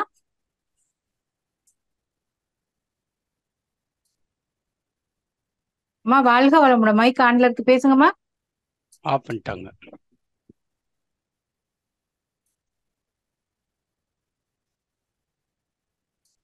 அடுத்த அன்பராக விஜய சாரதி, நீங்க பேசலாமா? உங்களுக்கு அன்மிட் கொடுத்தாச்சு. அம்மா வாழ்க வளமுடன். வாழ்க வளமுடன். ஐயாட்ட பேசுங்கம்மா. ஐயா வாழ்க வளமுடன். ஐயா வாழ்க வளமுடன்மா. சொல்லுங்கம்மா. இந்த பிறவியில இந்த தவங்கள்லாம் செய்யறதுக்கு வாய்ப்பு கிடைத்ததுக்கு உங்களுக்கும், இந்த ஆழியார் மிகப்பெரிய அறிவு திருக்கோயிலை உருவாக்கிய வேதாத்ரி ஐயா அவர்களுக்கும் வாழ்க வளமுடன். ஐயா நான் இப்ப கொஞ்ச காலங்களா அகத்தாய்வு 3 வரை கத்துக்கிட்டு இப்போ ஒரு மாத காலமா நாங்க ஃப்ரெண்ட்ஸ் எல்லாம் சேர்ந்து காலையில சாயந்தரம் தவம் பண்ணிட்டு இருக்கோங்க ஐயா. எனக்கு வந்து பேரீக்க மண்டலத்துல இருந்து சுத்த வெளியில போய் மனசு நிலையா நிக்க மாட்டேங்குதுங்க ஐயா. ஒரு 5 நிமிடம் அதுவே ரொம்ப அதிகமா இருக்கிற மாதிரி டக்குன்னு உடனே மனசு கீழே இறங்கிடுதுங்க ஐயா. அது சுத்தவெளி கொஞ்சம் சுத்தவெளியில மனசு நிக்க மாட்டேங்குது அப்படின்னு சொன்னீங்கன்னா சுத்தவெளி எப்படி இருக்குன்னு சொல்லி உங்க மனசுல நினைச்சிட்டு தவம் இருந்தீங்க, அதை முதல்ல சொல்லுங்க. ஒரு கருமையான ஒரு நிறம் இருக்கிற மாதிரி ஒரு இருட்டுக்குள்ள சுத்தமான நான் என்ன நினைச்சுக்கிட்டேன்னா, சுத்தமான ஆன்மா இறைநிலை வந்து ஒரு இருட்டான ஒரு இடத்துலதான் இருக்கிறாங்க. நம்ம அந்த இருட்டை நோக்கி நம்மளுடைய மனதை பயணம் பண்றோம் அப்படின்னு நினைச்சிட்டு பண்றாங்கய்யா. ஆனா எனக்கு ஒரு 5 நிமிஷம் நிலையா நிக்கிற மாதிரி இருக்கு. அதுக்குள்ளேயே மனசு டக்குன்னு கீழே இறங்கிருதுங்கய்யா. அப்புறம் அதாவது மறுபடியும் நான் நம்ம ஃபோர்ஸ் பண்ணி மேல நம்ம ஏத்தினாலும் நிக்க இல்ல மாட்டேங்குதுங்கய்யா. நம்ம பிறந்ததுல இருந்து இன்று வரைக்கும் பொருள்களை பார்த்து பார்த்து பார்த்து தான் பழகி இருக்கோம் இல்லையா? சரி. ஆமா ஆமாங்கய்யா. தூங்குற நேரத்துக்கு கூட பொருள்கள் தான் நம்ம கனவுல வந்துகிட்டு இருக்கு. என்னைக்காவது அப்படி தூங்கி இருக்குமா? எதுவுமே இல்லாம தூங்கி இருக்குமா? ரொம்ப கஷ்டம். ஏன்னா சூழ்நிலைகள் அப்படி அமைஞ்சு போச்சு. எல்லாம் பழக்கத்திலேயே வாழ்ந்து வாழ்ந்து எல்லாத்தையும் பார்த்து அதையே நினைச்சுக்கிட்டே இருக்கிறதுனால திடீர்னு கருப்பை ரொம்ப நேரம் நினைக்கணுங்கிறது கஷ்டமான காரியம். பயிற்சியின்றி அது முடியாது. அதுக்குத்தான் அந்த முதல்ல கேள்வி கேட்டதுல நீங்க கேட்டிருப்பீங்க, ஒரு அம்மாவுக்கு அவ்வளவு தூரம் பதில் சொன்னேன்னு. அது உங்களுக்கும் பொருந்தும். அதான் புரியுதுங்கய்யா, பாத்தங்கய்யா. அப்ப இல்ல நீங்க இது அந்த வந்து சுத்தவெளியில நான் ஆழ்ந்து தவத்துல போகலங்கிறது அர்த்தமாங்கய்யா? இல்ல இல்ல ஆழ்ந்த தவத்துல போகணும்னு அவசியம் இல்ல. ஆழ்ந்த தவம் கிடைக்கணும்னா முதல்ல வந்து உங்களுக்கு வந்து அடிப்படை தவமே ஆழ்ந்து வரணும். இல்லைங்க, துரியம் எல்லாம் 1 மணி நேரம்னாலும் என்னால பண்ண முடியுதுங்கய்யா. ஆனா என்னால இந்த சுத்தவெளியை டச் பண்ணும்போது முதல்ல டச் பண்றப்பவே ஃபர்ஸ்ட் ஒரு அழுக வர ஆரம்பிச்சிருதுங்கய்யா. அதுக்கப்புறம் ஒரு 5 நிமிஷம் நினைக்கிறேன். அதுக்கப்புறம் மனசு கீழே இறங்கிருதுங்கய்யா. அதுக்குத்தான் நான் என்ன சொல்றேன்னு கேட்டீங்கன்னா, சுத்தவெளியை நினைச்ச உடனே, ஏன்னா சுத்தவெளியில ஒண்ணுமே கிடையாது. இப்ப பேரியக்க மண்டலம் அல்லது சக்திகளும் அல்லது பிரபஞ்சத்தை நினைக்கணும்னா அங்க பொருள்லாம் இருக்கும். இங்க பாரு, இங்க ஒரு பெரிய பேரியக்க மண்டலம்னு சொல்றோம். எவ்வளவு அண்டங்கள் இருக்கு. இங்க ஒரு அண்டம் இருக்கு, இங்க ஒரு இருக்கு, நட்சத்திரங்கள் இல்ல. ஒவ்வொரு அண்டத்திலையும் கோடி கோடி சூரியன், கோடி கோடி நட்சத்திரம், அதே மாதிரி கோடி கோடி அண்டங்கள். அதான் பிரபஞ்சம். அப்ப எப்படி வெளிச்சமா இருக்கு, என்ன இருக்கு? இங்கதான் சித்தர்கள்லாம் தங்களுடைய, அதாவது சித்தர்கள் மகான்கள் தங்கள் மனம் கொண்டு உணர்ந்த அனுபவங்களை இந்த சக்தி களத்துலதான் அதை அப்படியே அவங்க ஏத்தி விட்டு பரம்பொருளோடு இணைந்து விடுகின்றங்கிறார் மகரிஷி. சித்தர்கள் மகான்கள் தாங்கள் மனம் கொண்டு உணர்ந்த அனுபவங்களை இந்த பிரபஞ்ச களத்தில் பதிவேற்றி விட்டு பரம்பொருளோடு இணைந்து விடுகின்றங்கிறார். எப்படிப்பட்ட வார்த்தை பாருங்க. அந்த இடத்துல நீங்க போய் நிக்கணும்னு அதெல்லாம் நினைக்கணும். எத்தனை சித்தர்கள், எத்தனை மகான்கள் இங்க அவங்களுடைய எண்ணங்களை இங்க பதிவேற்றி இருக்கிறார்கள். அப்ப அது அந்த எண்ணங்கள், அந்த மகான்களுடைய சித்தர்களுடைய அந்த எண்ணங்கள் நமக்கு வரணும்னா அங்க நின்று நம்ம என்ன பண்ணணும்? அதை நினைச்சுக்கிட்டே இருந்து அதுவாகவே மாறணும். அதுவானால் அதுவே பேசும். அது சுத்தவெளிக்கு மட்டும் இந்த தத்துவம் பொருந்துங்கிறது இல்ல, பேரியக்க மண்டலத்துக்கும் பேசும். நீங்க பேரியக்க மண்டலத்தோடு ஏந்தி அப்படியே அதனுடைய அந்த அலைவரிசையில் மனமென்னும் புதினமது ஜீவகாந்த அலைதான். மனிதனிடம் அது புலன் உணர்வில் விரைவு கொண்டு மண்சுழலோ வினாடிக்கு 14 முதலாய் மாறி பல நிலைகளில் 40 வரைவோம். மனம் அதுவே ஆகினம் துரியம் அகதமை இவற்றில் 8 முதல் 13 வரையாம். மனம் சக்திகளும் நிற்க 4 முதல் 7ஆம்.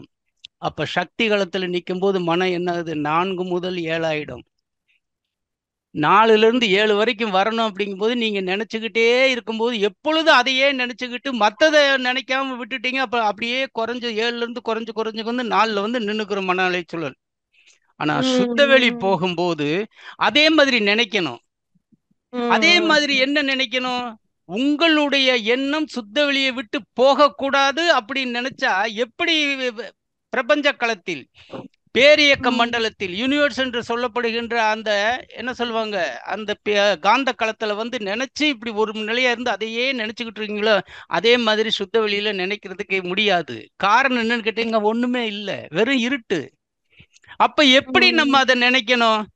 ஆனா மகரிஷி விரிந்து இறைநிலை தவத்துல மகரிஷி அதான் கொடுத்திருப்பாரு. எப்பவுமே சுத்த வெளியில் வந்து கீழிருந்து தவம் பண்ணும் போது விருந்து வந்து சுத்த வெளியில ஒடுங்குறோம். ஆனா இறைநிலை தவத்துல சுத்த வெளியில இருந்து தான் ஆரம்பிக்கிறோம். அதை முதல்ல புரிஞ்சுக்கணும். அப்ப புரியும் போது அங்க இடத்துல விரிஞ்சு நிக்க சொல்றாரு. அங்க இருந்து விரிஞ்சு நிக்கிறதுக்கு என்ன பொருள் இருக்கு, என்ன இருக்கு? அவர் தான் சொல்றாரு. நான் அந்த முதல்ல சொன்ன மாதிரி 4 திறமைகள் இருக்கு, 4 தன்மைகள் இருக்கு, 3 திறமைகள் இருக்கு. அதை நினைச்சிட்டு அதனுடைய தன்மையை நினைச்சு நினைச்சு நினைச்சு நினைச்சு அதனாகவே ஆகும் பொழுது உங்களுக்கு வந்து சுத்த வெளியில் நிற்கக்கூடிய நேரம் அதிகமாக கிடைக்கும். இது சத்தியம். அந்த மாதிரி நினைச்சு நின்னு பாருங்க. ஆனா சும்மா இன்னொரு டவுட் என்னன்னாங்கய்யா, சுத்த வெளியில போய் ஒரு 2 நிமிஷம் ஆனாலும் பயங்கரமா அழுக வருதுங்கய்யா. அது எதனாலங்கய்யா? நான் உணர்வு நிலையில் உணர்ச்சிப்படுவது. காரணம் என்னன்னா, அழுக வருவது என்பது வந்து சில பேத்துக்கு கண்ணுல தண்ணி வந்தாலே நரம்பு நேர, அதாவது நம்ம மாதிரி நார்மலா அழுகிற மாதிரி தேம்பி அழுக கிடையாது, கண்ணுல கண்ணீர் வந்து தான வந்துகிட்டே இருக்குங்கய்யா. அது பயிற்சியில சரியா போயிடும். பயிற்சியில உள்ளுணர்வாக உணர்ந்து அதனுடைய அர்த்தத்தை உணரும் பொழுது அது வரும். அது இன்னும் நிலை இருக்கு. இவ்வளவு தத்துவங்களை வந்து இந்த இடத்துல வந்து இவ்வளவு தத்துவங்களை வச்சிருக்கியே, எவ்வளவு இருக்கு எனக்கு அப்படின்னு நினைச்சு அதுலதான் மகான்கள் உருகுனது இல்லையா? இப்ப மகரிஷியே பாருங்க, தவத்துல என்ன சொல்றாரு? நன்மை தரும் நவக்கோள்கள், நட்சத்திர கூட்டங்கள், என் அகத்தே காணுகின்றேன் நடனமாடும் காட்சியார், உன் பெரிய பேரியக்க உவமையற்ற ஆற்றலால் உலகம் அனைத்தும் உருளுதே ஒரு கொத்து போல் அப்படின்பாரு. இந்த வார்த்தைகள் எல்லாம் வச்சுக்கிட்டு நம்ம பேரியக்க மண்டலத்துல நிக்கும் போது அதை கவனிக்கணும் இல்லையா? கண்டிப்பாங்கய்யா. என்னைக்கு நவகிரகத்துல நம்ம சூரிய குடும்பத்துல நிக்கிறோமோ அதை முடிச்சுட்டு அப்படியே சூரிய குடும்பத்தை மொத்தமா என்னுடைய இது பாருங்க, நான் தவ நுணுக்கங்களை சொல்லியிருப்பேன். அதை அப்படியே பார்க்கும்போது ஆகா, மகரிஷி இந்த இடத்துல தானே சொல்லியிருக்காரு, நன்மை தரும் நவக்கூட்டங்கள், நட்சத்திரம், நன்மை தரும் நவ கிரகங்கள், நட்சத்திர கூட்டங்கள் சுத்தி இருக்குன்னு அவருடைய வார்த்தைக்கு அப்படியே உள்ளுணர்வா அகத்துல போய் நிக்கணும், அது தொடணும் அகத்தை. அப்படியே இருக்கு பாரு, நன்மை தரும் நவக்கோள்கள் அப்படியே சுத்துது, நட்சத்திரங்கள் கூட்டங்கள், அப்பா எவ்வளவு இருக்கு, அகத்தே காணுகின்றேன் நடனமாடும் காட்சி, அப்படியே எல்லாம் சுத்தும் போது எப்படி நடனமாடும் காட்சி அப்பா இருக்கு பாரு அப்படின்னு அதை உணரணும். புரியுதுங்களா? உன் பெரிய பேரியக்க ஊமையற்ற ஆற்றலால் உலகம் அனைத்தும் உருளுதே ஒரு கொத்து. உலகம் அனைத்துன்னா பேரியக்க மண்டலம், பேரியக்க மண்டலத்தை உலகமா கவியில கொண்டு வர்றாரு அவரு. பேரியக்க மண்டலம் அனைத்தும் அதாவது கொத்து போல் உருளுதே அப்படின்பாரு. உலகம் அனைத்தும் ஒரு கொத்து போல் உருளுதே, தன்மயமாய் தானதுவாய் தவறாது ஏற்றிடும் தன்மையினை என்ன தவம் அது ஆனந்தமே. அந்த ஆனந்தத்தை நம்ம கொண்டு வரணும், அது கொண்டு உள்ள போகணும் தவத்துல. அந்த தவத்துல நின்று நீங்க ஒவ்வொரு தடவையும் இப்படியே உணர்வா கொண்டு வரும்போது அது அப்படியே அதே நிலை தான் சுத்த வெளிக்கு போகும்போது ஒண்ணுமே இல்லையே, இங்க ஒண்ணுமே இல்லைன்னு எப்படி சொல்ல முடியும்? நமது மகரிஷி, நமது குரு என்ன சொல்லியிருக்காரு? இது 4 தன்மைகளையும் 3 திறமைகளையும் கொண்டிருக்கு. அந்த 4 தன்மைகள் என்ன, அந்த 4 தன்மைகள் அங்க என்ன செய்யுது, 3 திறமைகள் என்ன செய்யுது அப்படின்னு சொல்லி அதை அப்படியே யோசிச்சு பார்க்கும்போது உங்களுக்கு என்ன அழுகை எப்படி வரும்? முயற்சி பண்ணுங்க. கண்டிப்பாங்க ஐயா. ரொம்ப ஐயாவே நான் ஆசீர்வாதம் பண்ணாதான் நினைக்கிறேங்க ஐயா. வாழ்க வளமுடன் ஐயா. குரு பின்னாடி பாருங்க, அவர் ஆசீர்வாதம் அனைவருக்கும் கொடுத்து கொண்டு இருக்கிறார். வாழ்க வளமுடன். வாழ்க வளமுடன் ஐயா. அடுத்த அன்பராக சாம்சங் SM, உங்க பேர் ஊர் சொல்லிட்டு பேசுங்கம்மா. அன்மிட் கொடுத்தாச்சு. சாம்சங். வாழ்க வளமுடன் ஐயா. வணக்கங்க ஐயா. வாழ்க வளமுடன் ஐயா. சொல்லுங்கய்யா. ஐயா, சுத்த வழியில தவம் செய்ய சென்ற அன்பர் கேட்ட கேள்விதான் ஐயா எனக்கும். சுத்த வழியில் போகும்பொழுது எனக்கு இப்போ 6 மாசம் செஞ்சுட்டு இருக்கேன் ஐயா. ஓரிரு நாள் எனக்கு அழுகை வருது. என்ன காரணங்க ஐயா? என்னோட கோரிக்கைகளா கவலைகளா? அதை இல்ல கவலைகள்னா சுத்த வெளியில போய் கவலையை நினைச்சுக்கிட்டு இருக்கீங்களா அழுகுற மாதிரி? இல்லையே. அப்புறம் எப்படி அழுக வரும்? ஓரிரு நாள் ஏதாவது சில காரணமா என்னன்னு தெரியுங்க ஐயா. ஒரு நாள் அதாவது அந்த சில நேரங்கள்ல வந்து அந்த தொடக்க நிலையில வந்து சில நேரங்கள்ல அப்படி ஒன்றி போகும் பொழுது ரொம்ப சம்பந்தப்பட்ட சில இதுகள்னால் தவிர சில நேரங்கள்ல வந்து அந்த இறைநிலையோடு ஒன்று கண்ணீர் வரும். அப்படியே கண்ணுல லேசா தண்ணி வரும். அந்த தண்ணி எதனால் வந்தது அப்படிங்கிறது நீங்க என்ன நினைச்சுக்கிட்டு இருக்கும்போது அது வந்ததோ அதை ஒட்டியது. அதை புரிஞ்சுக்கணும் முதல்ல. கவலைகள்னால்தான் தண்ணி வருது அப்படி நீங்க நினைச்சு என்னுடைய ஆரம்ப நிலை. பயிற்சியினுடைய ஆரம்ப நிலை. அதனால நீங்க கவலையே படாதீங்க. எதுவா இருந்தாலும் மனதுல பாசிட்டிவா திங்கிங் பண்ணுங்க. முதல் முறை இப்பதான் உங்களை கேட்கிறேன் ஐயா. ஐயா ரொம்ப தெளிவா இருக்கு ஐயா. மகிழ்ச்சி நேரம் சொல்றேன். நான் என்ன சொல்லிட்டீங்கன்னா, எது நடந்தாலும் தனக்கு ஒண்ணு இல்லைன்னு நினைங்க. சரிங்க. கண்ணுல தண்ணி வருது அப்படின்னா கண் கோளாறுங்கனால போகலாம். பையனுக்கு மேரேஜ் ஆகணும்னா கஷ்டப்பட்டு தானே. நீங்கள் தொழில் செய்கின்ற அந்த நேரத்துல இருந்து எல்லாத்துக்கூடையும் பாக்குறவங்ககிட்ட வீட்டுல எல்லாத்திட்டையும் நாங்க போகணும். பையனுக்கு கல்யாணம் ஆகுறதுக்கு நான் போகணும், அதுக்கு நான் பணம் சேர்த்தணும் அப்படின்னு மாச கணக்கா போட்டு அதையே திங்க் பண்ணி உள்ளுணர்வாக அப்படியே அழுத்தமாக்கிடுறீங்க. அப்ப அழுத்தமாயிட்டு கோயிலுக்கு போற வரைக்கும் மனசுல அதே திங்கிங் அழுத்தமாயிடும். அங்க போயிட்டு வந்தோம்னா அப்பா போயிட்டு வந்துட்டோம், நம்ம செஞ்சிட்டோம், பையனுக்கு நடக்கும், அது ஒரு மேல் அழுத்தம். இது அந்த அழுத்தம் வர வர வர பாசிட்டிவ் வந்து ரொம்ப அங்க சேர சேர சேர பிரபஞ்சம் போய் அந்த பாசிட்டிவா கொடுத்துரும் உங்களுக்கு. அதை நீங்க வந்து வீட்டுல இருந்து அப்படி செஞ்சாலும் அந்த வரும். ஆனா அந்த வீட்டுல இருந்துகிட்டே இந்த பழக்க வழக்கங்களோட சேர்ந்துக்கிட்டு அந்த உணர்வை வைக்க முடியாது. அதனாலதான் பெரியவர்கள் கோயில்களை ஸ்தாபித்து வைத்து எப்ப போனாலும் எது வேணாலும் பிரச்சனைனா இங்க வா அப்படின்னு சொல்றதுக்கு காரணம் பாசிட்டிவ் திங்கிங் தான். கோயில்கள் பூரா எல்லாமே இருக்கக்கூடிய அந்த சக்தியை ஈர்த்து உள்ளிழுத்து வாங்கக்கூடிய அந்த நிலையில் தான் அது அமைப்பு இருக்கும். அதை நேரா கொண்டு போய் அந்த உள்ள கொண்டு போய் அங்க வச்சிருக்கிற அந்த இதுல கொண்டு போய் கொடுக்கும் பிரபஞ்சத்துக்கு. அது கோயில்ல போய் கோயிலுக்குள்ள போன உடனே அதை நினைக்க கூடாது இதை நினைக்க கூடாதுன்னு அப்படி ஒரு பழக்க பக்தி ஒண்ணு வந்துடும். கொடுக்கக்கூடிய அந்த வைப்ரேஷனும் நம்ம வாங்குவோம். சில நேரத்துல சட்டெல்லாம் கழட்டிட்டு வாங்க, உள்ள போனீங்கன்னா ரொம்ப வைப்ரேஷன் அது தெரியாது. அவங்க சட்டை கழட்டிட்டு தான் போகணும், ஏன்னா மரியாதை நிமித்தம்பாங்க. கடவுளுக்கு அப்படி இருக்கு, சட்டெல்லாம் போடக்கூடாது அப்படின்னு. அதே ஐயா செவிலையா வாழ்க வளமுடன். சொல்லுங்கய்யா. நாம தவம் பண்றோம், எல்லாம் செய்யறோங்க ஐயா. நம்ம குழந்தைங்க நம்மளுக்கு வந்த ஜெராக்ஸ் வந்து அவங்க எவ்வளவு தூரம் மொபைல்லே இருக்காங்க.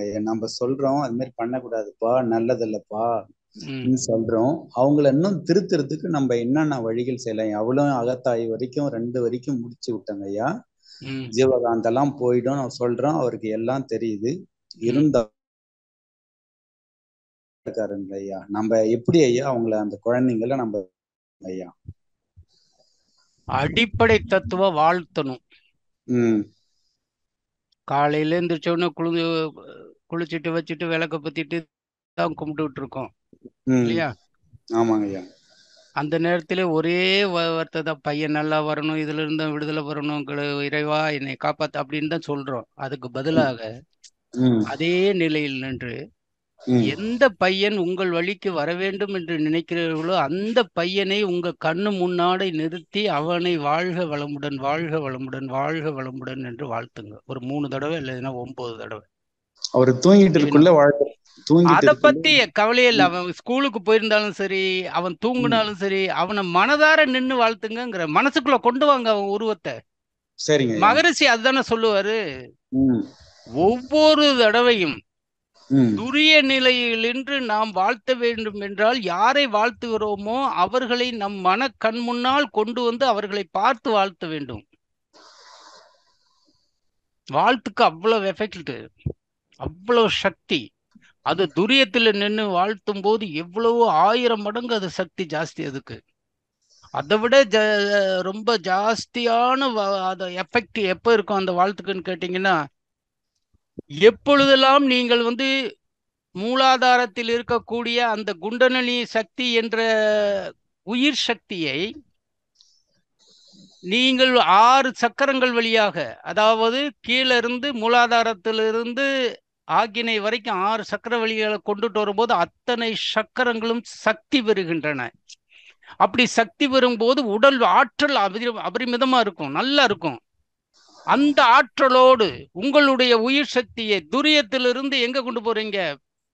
துவாதசாங்கத்துல நின்று சந்திரன்ல இருந்து, சந்திரன்ல இருக்கிற சக்தியை வாங்கி நேரா சூரியன் போய் சூரியன்ல இருக்கிற சக்தியை வாங்கி அதுக்கப்புறம் பிரபஞ்சம் அந்த சூரியன் எங்க இருக்கு? சூரியன் வந்து நமது பால்வழி அண்டம் மில்கிவே கேலக்சியில் இருக்கு. அதுலயே கோடான கோடி அண்டங்கள் இருக்கு. அதனுடைய சக்தி, பிரபஞ்ச சக்தியை வாங்கி அதனுடைய அண்டங்கள் சக்தியை வாங்கி, கோடான கோடி அண்டங்களுள் அடங்கி இருக்கிற பிரபஞ்ச சக்தியை வாங்கி, அந்த பிரபஞ்சத்தில் தான் வந்து மகான்கள் சித்தர்கள்லாம் தங்களுடைய அனுபவத்தை அப்படியே பரப்பி விட்டுருக்காங்க. அவங்களுடைய வைப்ரேஷன் அதையும் வாங்கிட்டு அவ்வளவு சக்தி எங்கிருந்து சக்தி 7 சக்கரங்கள் இருக்கிற சக்தியை வாங்கி, பேரியக்க மண்டலத்தில் இருக்கின்ற பிரபஞ்ச காந்த களத்தில் இருக்கிற சக்தியில், காந்த களத்துன்னு சாமானிய களம் கிடையாது. அது சித்தர்கள், மகான்கள், யோகிகள், முனிவர்கள், அப்படியே அது அவர்களுடைய சக்தி.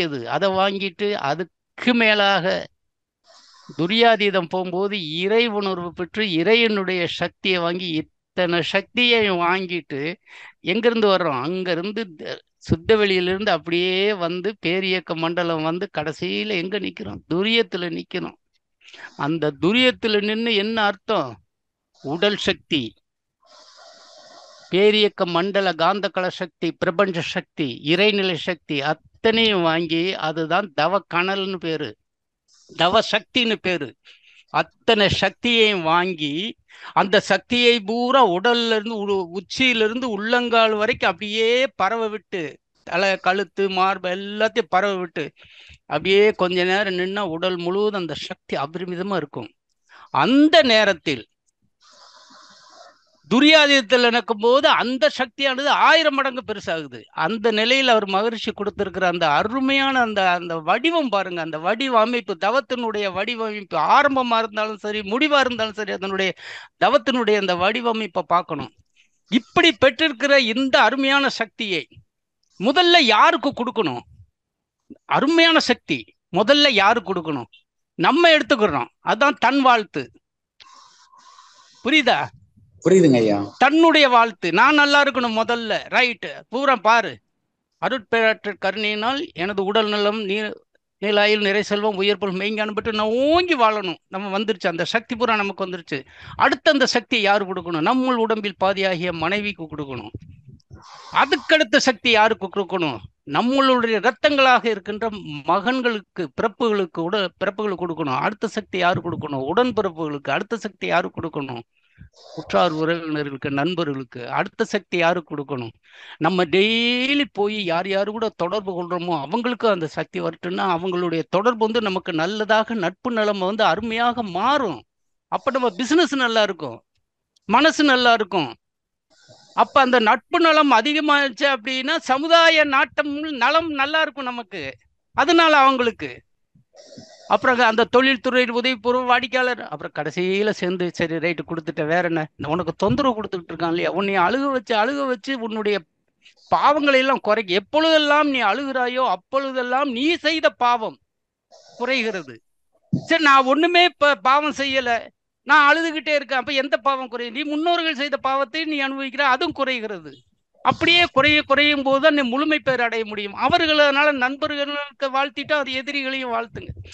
அப்படியே ஒண்ணுன்னா அதனுடைய வரிசையை பாருங்க, ரொம்ப அருமையா இருக்கும். அதனால அந்த நிலையிலிருந்து பிள்ளைகளை வாழ்த்துங்க, உலதார வாழ்த்தணும். சில பேர் வாழ்த்துவாங்க, வாழ்த்துட்டு இவன் எங்க திருந்த போறான், இவன் இப்படிதான் இருப்பான் அப்படின்னு ஒரு தடவை ஒரு சொல்லு லேசா வச்சீங்கன்னா, ஒரு பாலுல லேசா கண்ணுக்கு தெரியாத ஒரு விஷயம் அதுல தொட்டுச்சுனாலே போதும், கெட்டு போயிடும் இல்லையா? அந்த மாதிரி இவ்வளவு நாள் நல்லா நினைச்சிட்டு எப்போது இவன் என்னத்தை இவன் நம்ம சொல்லி என்ன அப்படின்னு சொல்லி சந்தேகப்பட்டீங்க அப்படின்னா அது உள்ளுணர்வா பண்ணுங்க, கண்டிப்பா வருவான். வாழ்த்துக்கு அவ்வளவு எஃபெக்ட் இருக்கு. வாழ்க வளமுடன். வாழ்க வளமுடன். சிறப்பையா, மிக்க மகிழ்ச்சி. வாழ்க வளமுடன். வாழ்க வளமுடன் அம்மா. வாழ்க வளமுடன்யா, மிக்க நன்றி. சரிங்க. ஏன்னா காரணம் என்னன்னு கேட்டீங்கன்னா, முந்தியெல்லாம் ஆரம்ப காலத்துல மகரிஷி தவங்கள் சொல்லி கொடுக்கும் போது மன்றங்கள்ல இருந்து ஆரம்ப காலத்துல நிறைய அந்த மாதிரி பிரச்சனைகள்லாம் வந்துச்சு. அதுக்கப்புறம் தான் சாந்தி தவத்தை வந்து அவர் என்ன வெள்ளிக்கிழமை காலையில, வெள்ளிக்கிழமை சாயந்தரம், சனிக்கிழமை காலையில 3 வேளை செய்ய சொன்னாரு. இப்ப யாருக்கும் உங்களை மாதிரி தவத்துல இருக்கும்போது தலைவலியும் வரல, கண்ணெரிச்சல் வரல, எதுவும் வரல. காரணம் தவத்தை சரியா செய்யல. அதனால வெள்ளிக்கிழமை ஒரு நாள் மட்டும் போதும் அப்படிங்கிற நிலைக்கு வந்துட்டோம். நீங்க வந்து தவத்தை நல்லா உணர்ந்து அந்த புருவம் பத்தி சில பேர் வந்து ஆக்கினியில வந்து மகரிஷி சொன்ன மாதிரி 2 விழிகளை குறிப்பா நிற்கும் போது அந்த நரம்புனுடைய வலியே இருக்கும் அதுல. அப்ப அந்த தலைவலி எல்லாம் இருக்கும். அதுக்கு தான் இந்த ரிலாக்ஷன் பண்றதுக்கு தான் உங்களுக்கு வந்து கொஞ்சமாவது அந்த தவக்கணல் வந்து அதிகமா நீங்க பண்ணிட்டே இருந்திருப்பீங்க. அதனுடைய தவக்கணலானது மூளையினுடைய அந்த தவம் உயிர் பண்ணும்போது உடம்பு சொல்லுங்க. ரொம்ப சூடாயிடுது. அப்பவே ரொம்ப உணர முடியுதுயா. தவம் அதுதான் பண்ணும்போதே சூடாயிடுது. அது அதுதான்மா அதுதான். அதாவது அடிக்கடி செய்வீங்கன்னு நினைக்கிறேன் இல்லையா? நிறைய செய்றீங்க. இல்லையா, இது காலையில கொஞ்சம் காலையில தான் செய்யறேன் நானு. அந்த சாந்தி தவம், அதாவது செவ்வாய் சனிக்கிழமை பஞ்சபூத அமாவாசை பௌர்ணமியில பஞ்சபூத தவம்.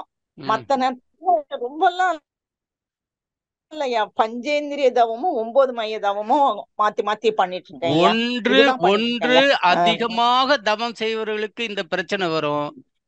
ஆரம்பத்துல தவத்தை தொடுகிறவர்களுக்கு ஆரம்ப பயிற்சியில் இந்த பிரச்சனை வரும். 2 வரும். இல்லையா, ரொம்ப வருஷமா பண்ணிட்டு இருக்கேன். அப்படி இருக்கும்போது நீங்க என்ன பண்ணணும்னு கேட்டீங்கன்னா, அதாவது சாந்தி தவம் தான் ரொம்ப முக்கியம். எப்படின்னு கேட்டீங்கன்னா, தவம் பண்ணி பண்ணி என்ன பண்ணணும், அந்த உயிர் ஆற்றலானது உயிர் சக்தியானது மூளைகள்ல போய் ஒரு அளவுக்கு தான் அதனுடைய கொள்ளளவு மூளையில் இருக்கும். நிறைய உயிர் சக்திகள் அதிகமாக அங்க இருக்கும்போது, உயிராற்றல் அதிகமா இருக்கும்போது அந்த உயிராற்றல் என்ன பண்ணும், அப்படியே அந்த கீழே இறக்கி மூலாதாரத்துல கொண்டு வந்து அந்த ஆற்றல் அப்படியே உடல் ஆற்றலா மாற்றுறது தான் சாந்தி தவம். நீங்க ஒண்ணும் வேண்டாம், சாந்தி தவத்தை 3 வேளை பண்ணுங்க. வெள்ளிக்கிழமை காலையில, சாயந்தரம், சனிக்கிழமை காலையில பண்ணுங்க. அட்டகாசமா இருக்கும். வருத்தப்பட வேண்டாம். நன்றியா, வாழ்க. இதே மாதிரி இது பரவாயில்ல இல்லைங்களா ஐயா? இந்த மாதிரி 9 மைய தவம், பஞ்சேந்திரிய தவம், இந்த பஞ்சபூத தவம், இது 3த்தையும் பண்ணிட்டு இருக்கேன் ஐயா தொடர்ந்து. ஒரே நாள்லயா? இல்லையா, ஒரே நாள்ல ஐயா. திங்கள், அதாவது செவ்வாயும் சனிக்கிழமையும் அமாவாசை பௌர்ணமியில பஞ்சபூத தவம், அப்ப வெள்ளிக்கிழமை சாந்தி தவம், மத்த நாள்ல மாத்தி மாத்தி பஞ்சேந்திரி, முதல்ல புலன்களை கொஞ்சம் அடக்கணும் இல்லையா, அது பஞ்சேந்திரிய தவமும் 9 மைய தவமும் செய்துட்டு இருக்கேன். பரவாயில்லைங்களா ஐயா? அழகுமா. அதனால என்ன இருக்கு, ஒரு நாளைக்கு ஒரு தவம் முடிஞ்சா ஆக்கினை துரியம் அடிக்கடி செய்யுங்க. அது நல்லா இருக்கும். மற்ற தவங்களுக்கு லிஸ்ட் போட்டுக்குங்க.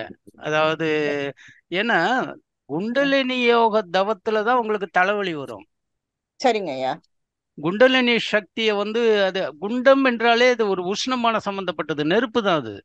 ஆமாயா. அந்த சக்தியை மேல கொண்டுட்டு வரும். எப்பொழுதெல்லாம் தவம் அடிக்கடி செய்யறோமோ அப்பொழுதெல்லாம் வந்து தவக்கணல் அதிகமாகும். அந்த தவக்கணல் என்பது வந்து கணல்னா என்ன, நெருப்பினுடைய அனல் தானே அது.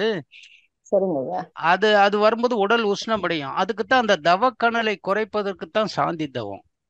அந்த சாந்தி தவத்தை நீங்க நல்லா செஞ்சீங்கன்னா அந்த இடத்துல வந்து மூலாதாரத்துல வந்து அப்படியே லேசா சின்னதா ஒரு, நம்ம எப்படி ஏதாவது ஒரு இடத்துல போய் தெரியாம தண்ணியில உக்காந்துட்டு அந்த இடத்துல ஜில்லுன்னு இருக்கும், பாத்திருக்கீங்களா?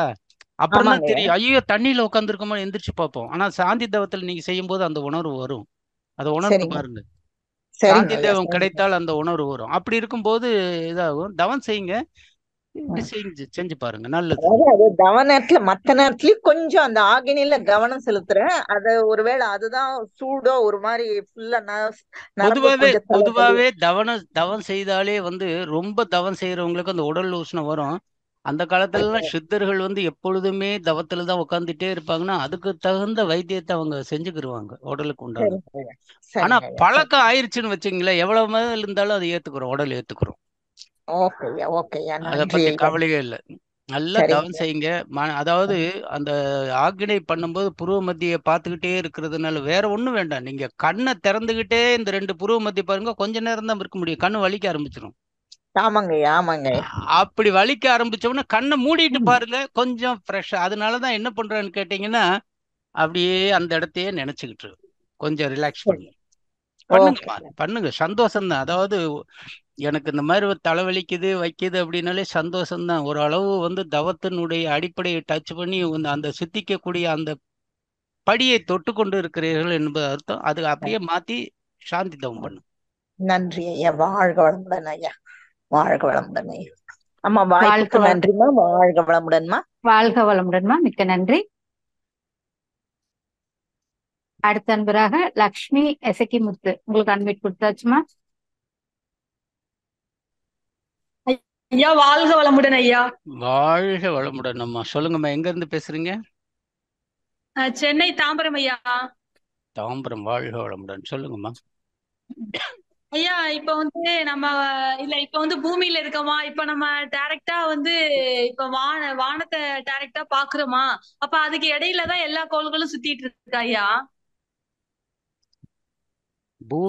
பூமியில உட்கார்ந்து இருக்கீங்க, வானத்தை பாக்குறீங்க. சொல்லுங்க. ஆமா, வானம் எல்லாம் இப்ப நமக்கு வானெல்லாம் இப்ப நமக்கு நல்லா தெரியுதா ஐயா. அப்ப இதுக்கு இடையில தான் எல்லா கோளும் சுத்திட்டு இருக்கா ஐயா, அதுக்கு இடையில உள்ள கோள்கள் எல்லாம்.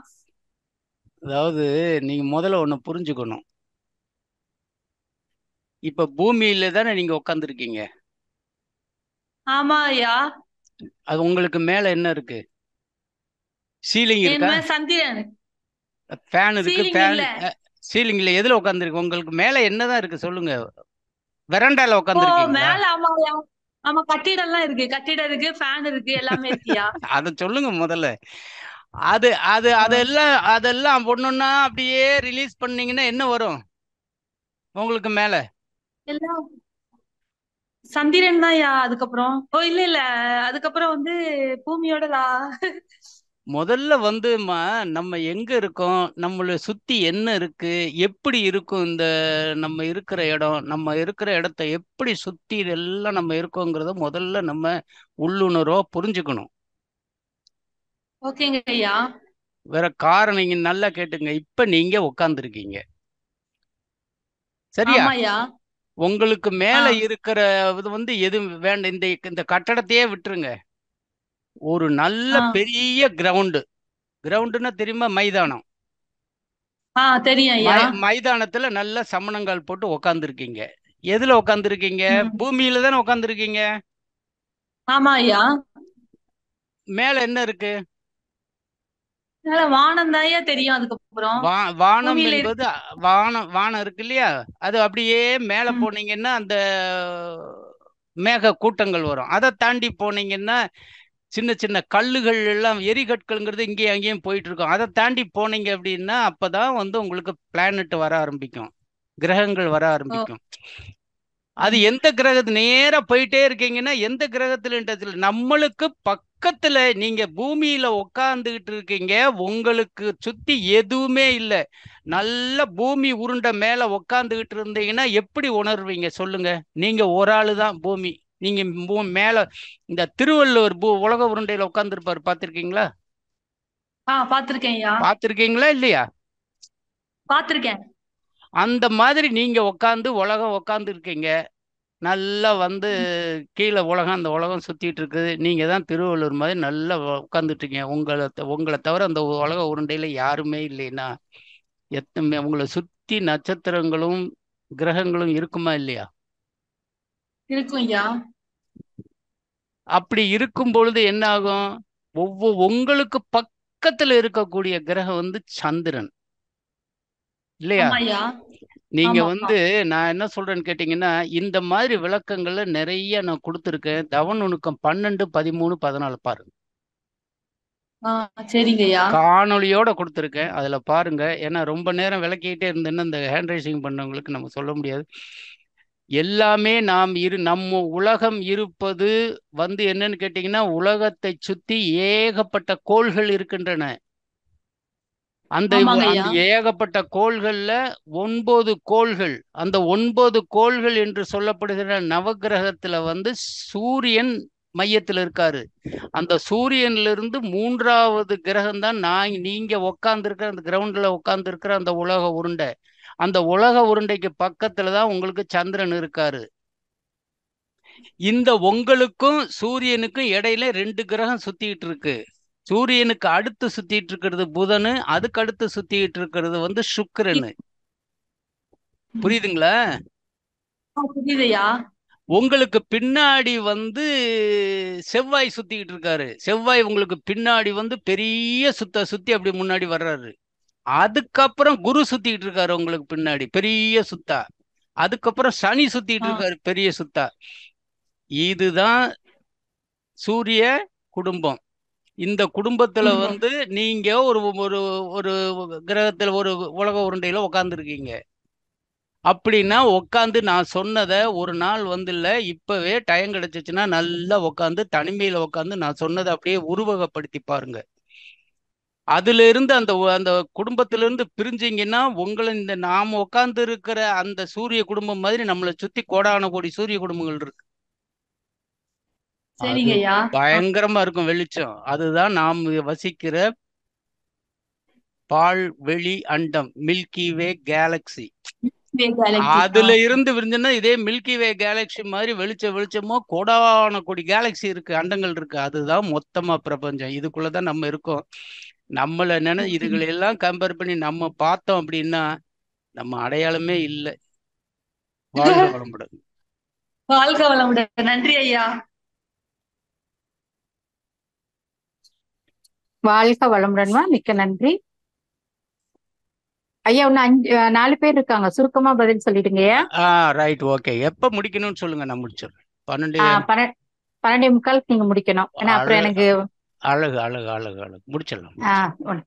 அடுத்த ஆள் இல்ல, நீங்க ஆள் இல்லைன்னு சொல்ல போய் தான் நான் வந்து இவ்வளவு தூரம். இல்ல, இப்பதான் எல்லாரும் வர்றாங்க. கேள்வி வரட்டும். ஸ்ரீமதி, உங்களுக்கு அட்மிட் கொடுத்தாச்சுமா, நீங்க பேசலாம். ஐயா வாழ்க வளமுடன். ஐயா வாழ்க வளமுடன்மா, சொல்லுங்கம்மா. நான் ஸ்ரீலங்கால இருந்து ஸ்ரீமதி கிடைக்கிறேன் ஐயா. ஸ்ரீலங்கா, வாழ்த்துக்கள். வாழ்க வளமுடன், சொல்லுங்கம்மா. நன்றியா, வாழ்க வளமுடன் ஐயா. இப்ப எனக்கு 3 கேள்வி இருக்குய்யா. 3 கேள்வி இந்த ராகு கேது பத்தி தான் கேள்வியா. சொல்லுங்கம்மா. ஒரு கேள்வி என்னன்னா, மகரிஷி வந்து 9 கோள்கள் நவக்கோள்கள்னு கொடுத்திருக்காரு, நவக்கிரக கோள்ட்டு. அதுல 8 கோள்கள் தான் இருக்குது. அப்ப நம்ம ராகு கேது தனித்தனியா எடுத்துக்கொள்ளணும். 8 கோள்கள் இல்ல,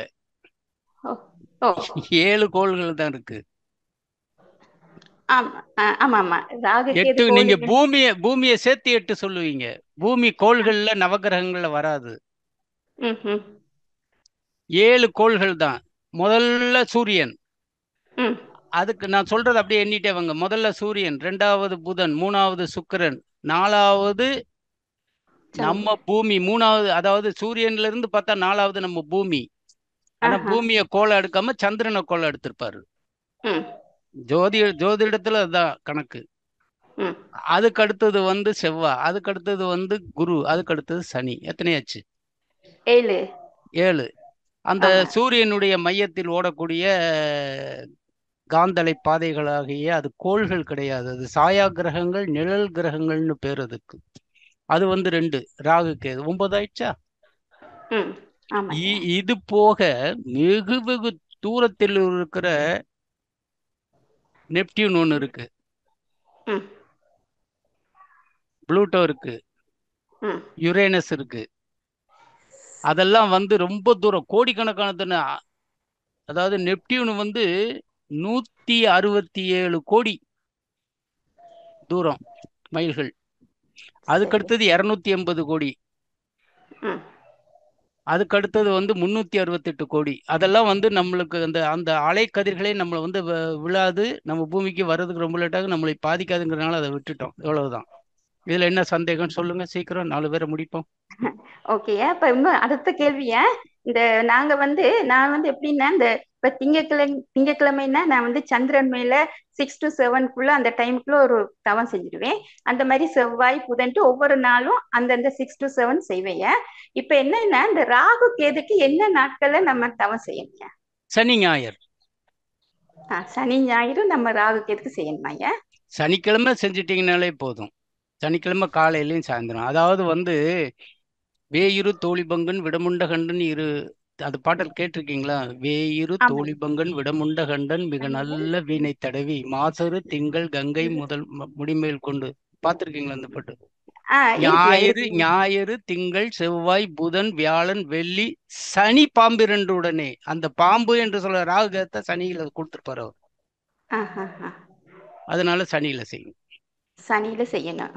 அடுத்து இன்னொரு கடைசியா ஒரு கேள்விய, இப்ப நம்ம வந்து ராகு கேதுல தவம் செய்யும் பொழுது மகரிஷி கொடுத்திருக்கிறாரு, சூரியனுடைய நடுமையத்தில் அணுக்கள் செயலற்று நின்று விடுகின்றன சொல்றாரு. அப்புறம் சொல்றாரு சுத்த வழியாக பிரம்மமாக மாறிக்கொண்டிருக்கும் நிலைன்ட்டு. எனக்கு இந்த வரி கொஞ்சம் புரியலையா? அருமையான ஒரு நல்ல கேள்வி கேட்டிருக்கீங்க. நிறைய விளக்கம் சொல்லலாம். இன்னைக்கு இருக்கிற அம்மா நமக்கு டயத்தை ஃபிக்ஸ் பண்ணிட்டாங்க, இருந்தாலும் சுருக்கமா சொல்றேன். அதாவது சூரியனுடைய மைய பகுதியில் கொதிநிலைகளினுடைய அளவு 1,40,00,000 டிகிரி செல்சியஸ். அதனுடைய விளிம்புல 6,000 டிகிரி செல்சியஸ். நல்ல நடுவுல கொதிச்சுக்கிட்டே இருக்கு. எது? அணுக்கள் வெந்து இருக்கு. அந்த வெந்து போனா சில நேரங்கள்ல வெந்துன்னா அந்த அணுக்கள் இறந்து போகும் இல்லையா, தேஞ்சு போயிடுச்சு.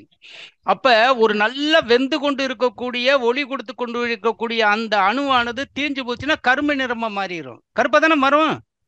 ஆமா, சிகப்பு தன்மையிலிருந்து அது இதாயிடுச்சுன்னா கருமை நிறம். கருமை நிறம் எதுக்கு நம்ம எங்க சொல்றோம் கருமை நிறமாக இருக்கின்றாயின்னு? சுத்த வெளியே சொல்றோம். ஆமா, சுத்த வெளியே சொல்றோம். நீங்க நான் சொல்றது நல்லா வாங்கிங்க.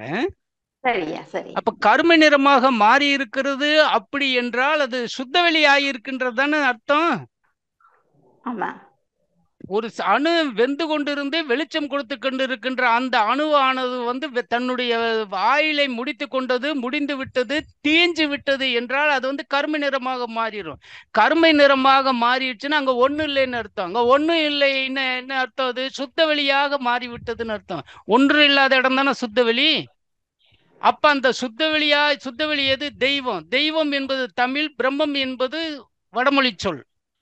அப்ப அந்த வெந்து தீஞ்சு போன அந்த அணுக்கள் பிரம்மமாகி நிற்கின்ற நிலையும் வரும் மகரிஷி.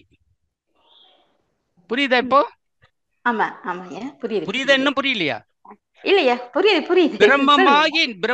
பிரம்மம் என்றால் தெய்வம். அந்த தெய்வ நிலையை எடுத்திருக்குன்னா அந்த வெந்து கருமை நிறமாக மாறிவிட்டது. அந்த கருமை நிறம் என்பது ஒன்று இல்லை என்பது சுத்த வெளியை குறிக்கும். அதனால தெய்வம். ஓகேவா? சரி. வேற சொல்லுங்க. மூணாவது. இல்ல, 3 கேள்வி நான் கேட்டுட்டேயா. வாழ்க வளமுடன். நீங்களும் உங்கள் அன்பு குடும்பமும் வாழ்க வளமுடன் ஐயா. அத்தனை சொற்களும் உங்களுக்கு உரித்தாகட்டும் அம்மா. வாழ்க வளமுடன். வாழ்க வளமுடன். நன்றி அம்மா, தெளிவான விளக்கம். உங்களுக்கு தெளிவான விளக்கம் கிடைச்சிச்சுமா. வாழ்க வளமுடன். அடுத்த அன்பராக விஜயசாரதி அம்மா, நீங்க பேசலாம். விஜயசாரதி அம்மா வாழ்க வளமுடன். சொல்லுங்கம்மா விஜயசாரதி அம்மா. எங்க இருந்துமா? சேலம்ல இருந்து பேசுறேங்கய்யா. வாழ்க வளமுடன். சேலம். வாழ்க வளமுடன் ஐயா. ஐயா, இப்போ கொஞ்ச 2-3 கேள்விகளுக்கு முன்னாடி ஒரு ஐயா கேட்டிருந்தாரு, இந்த மாதிரி பையன் மொபைல் பாக்குறது நான் எப்படி கண்ட்ரோல் பண்றதுன்ட்டு. அது ஒரு சின்ன எக்ஸாம்பிள் எங்க வீட்டுல நடந்ததை இங்க பகிர்ந்துக்கணும்னு நினைக்கிறேங்க ஐயா. சொல்லுங்கம்மா. என் பொண்ணு இப்ப 10th படிக்கிறாங்க ஐயா. ட்வின்ஸ் 2 ரெட்டை குழந்தைங்க, 2 பொண்ணுங்க ஐயா. 2 பொண்ணுங்களுமே நல்லா படிப்பாங்க. ஆனா ஒரு பொண்ணு தமிழ்ல எழுத்து பிழையோட எழுதி கொஞ்சம் தமிழ்ல மார்க் குறைஞ்சிக்கிட்டே இருந்ததுங்க ஐயா. சரி. நான் ஏதோ 2 ரூல்டு நோட் எழுதுங்க, அதை பண்ணுங்க இதை பண்ணுங்கன்னு செய்ய வச்சேன். அது ஒன்றும் பெருசா சக்சஸ் ஆகல. அவ எழுத்து பிள்ளையோடவே எழுதிட்டு இருந்தாங்கய்யா. அப்புறம் இதுக்கு என்ன நம்ம பண்ணலான்னு நான் யோசிக்கும் போது எனக்கு சரி நம்ம அவங்க எழுத்து பிள்ளை இல்லாம எழுதணும்னு சொல்லி தினமும் காலையில 5 to 6 தவம் பண்ணுவோங்கய்யா. தவம் பண்ணும்போது சரி நம்ம இனி எழுத்து பிள்ளை இல்லாம எழுதணும்னு வாழ்த்துவோம் அப்படின்னு ஒரு 10 நாளா வாழ்த்திக்கிட்டே இருந்தேங்கய்யா. ஆனா என் பொண்ணு கிட்ட சொல்லல, இந்த மாதிரி நான் உன்னை வாழ்த்துறமான்னு எல்லாம் சொல்லல. அப்புறம் நேத்து எக்ஸாம்ல பார்த்தா 20 மார்க்குக்கு எக்ஸாம் வச்சிருந்தாங்க. 18 மார்க் வாங்கியிருந்தா. அவளுக்கு பயங்கர சந்தோஷம்.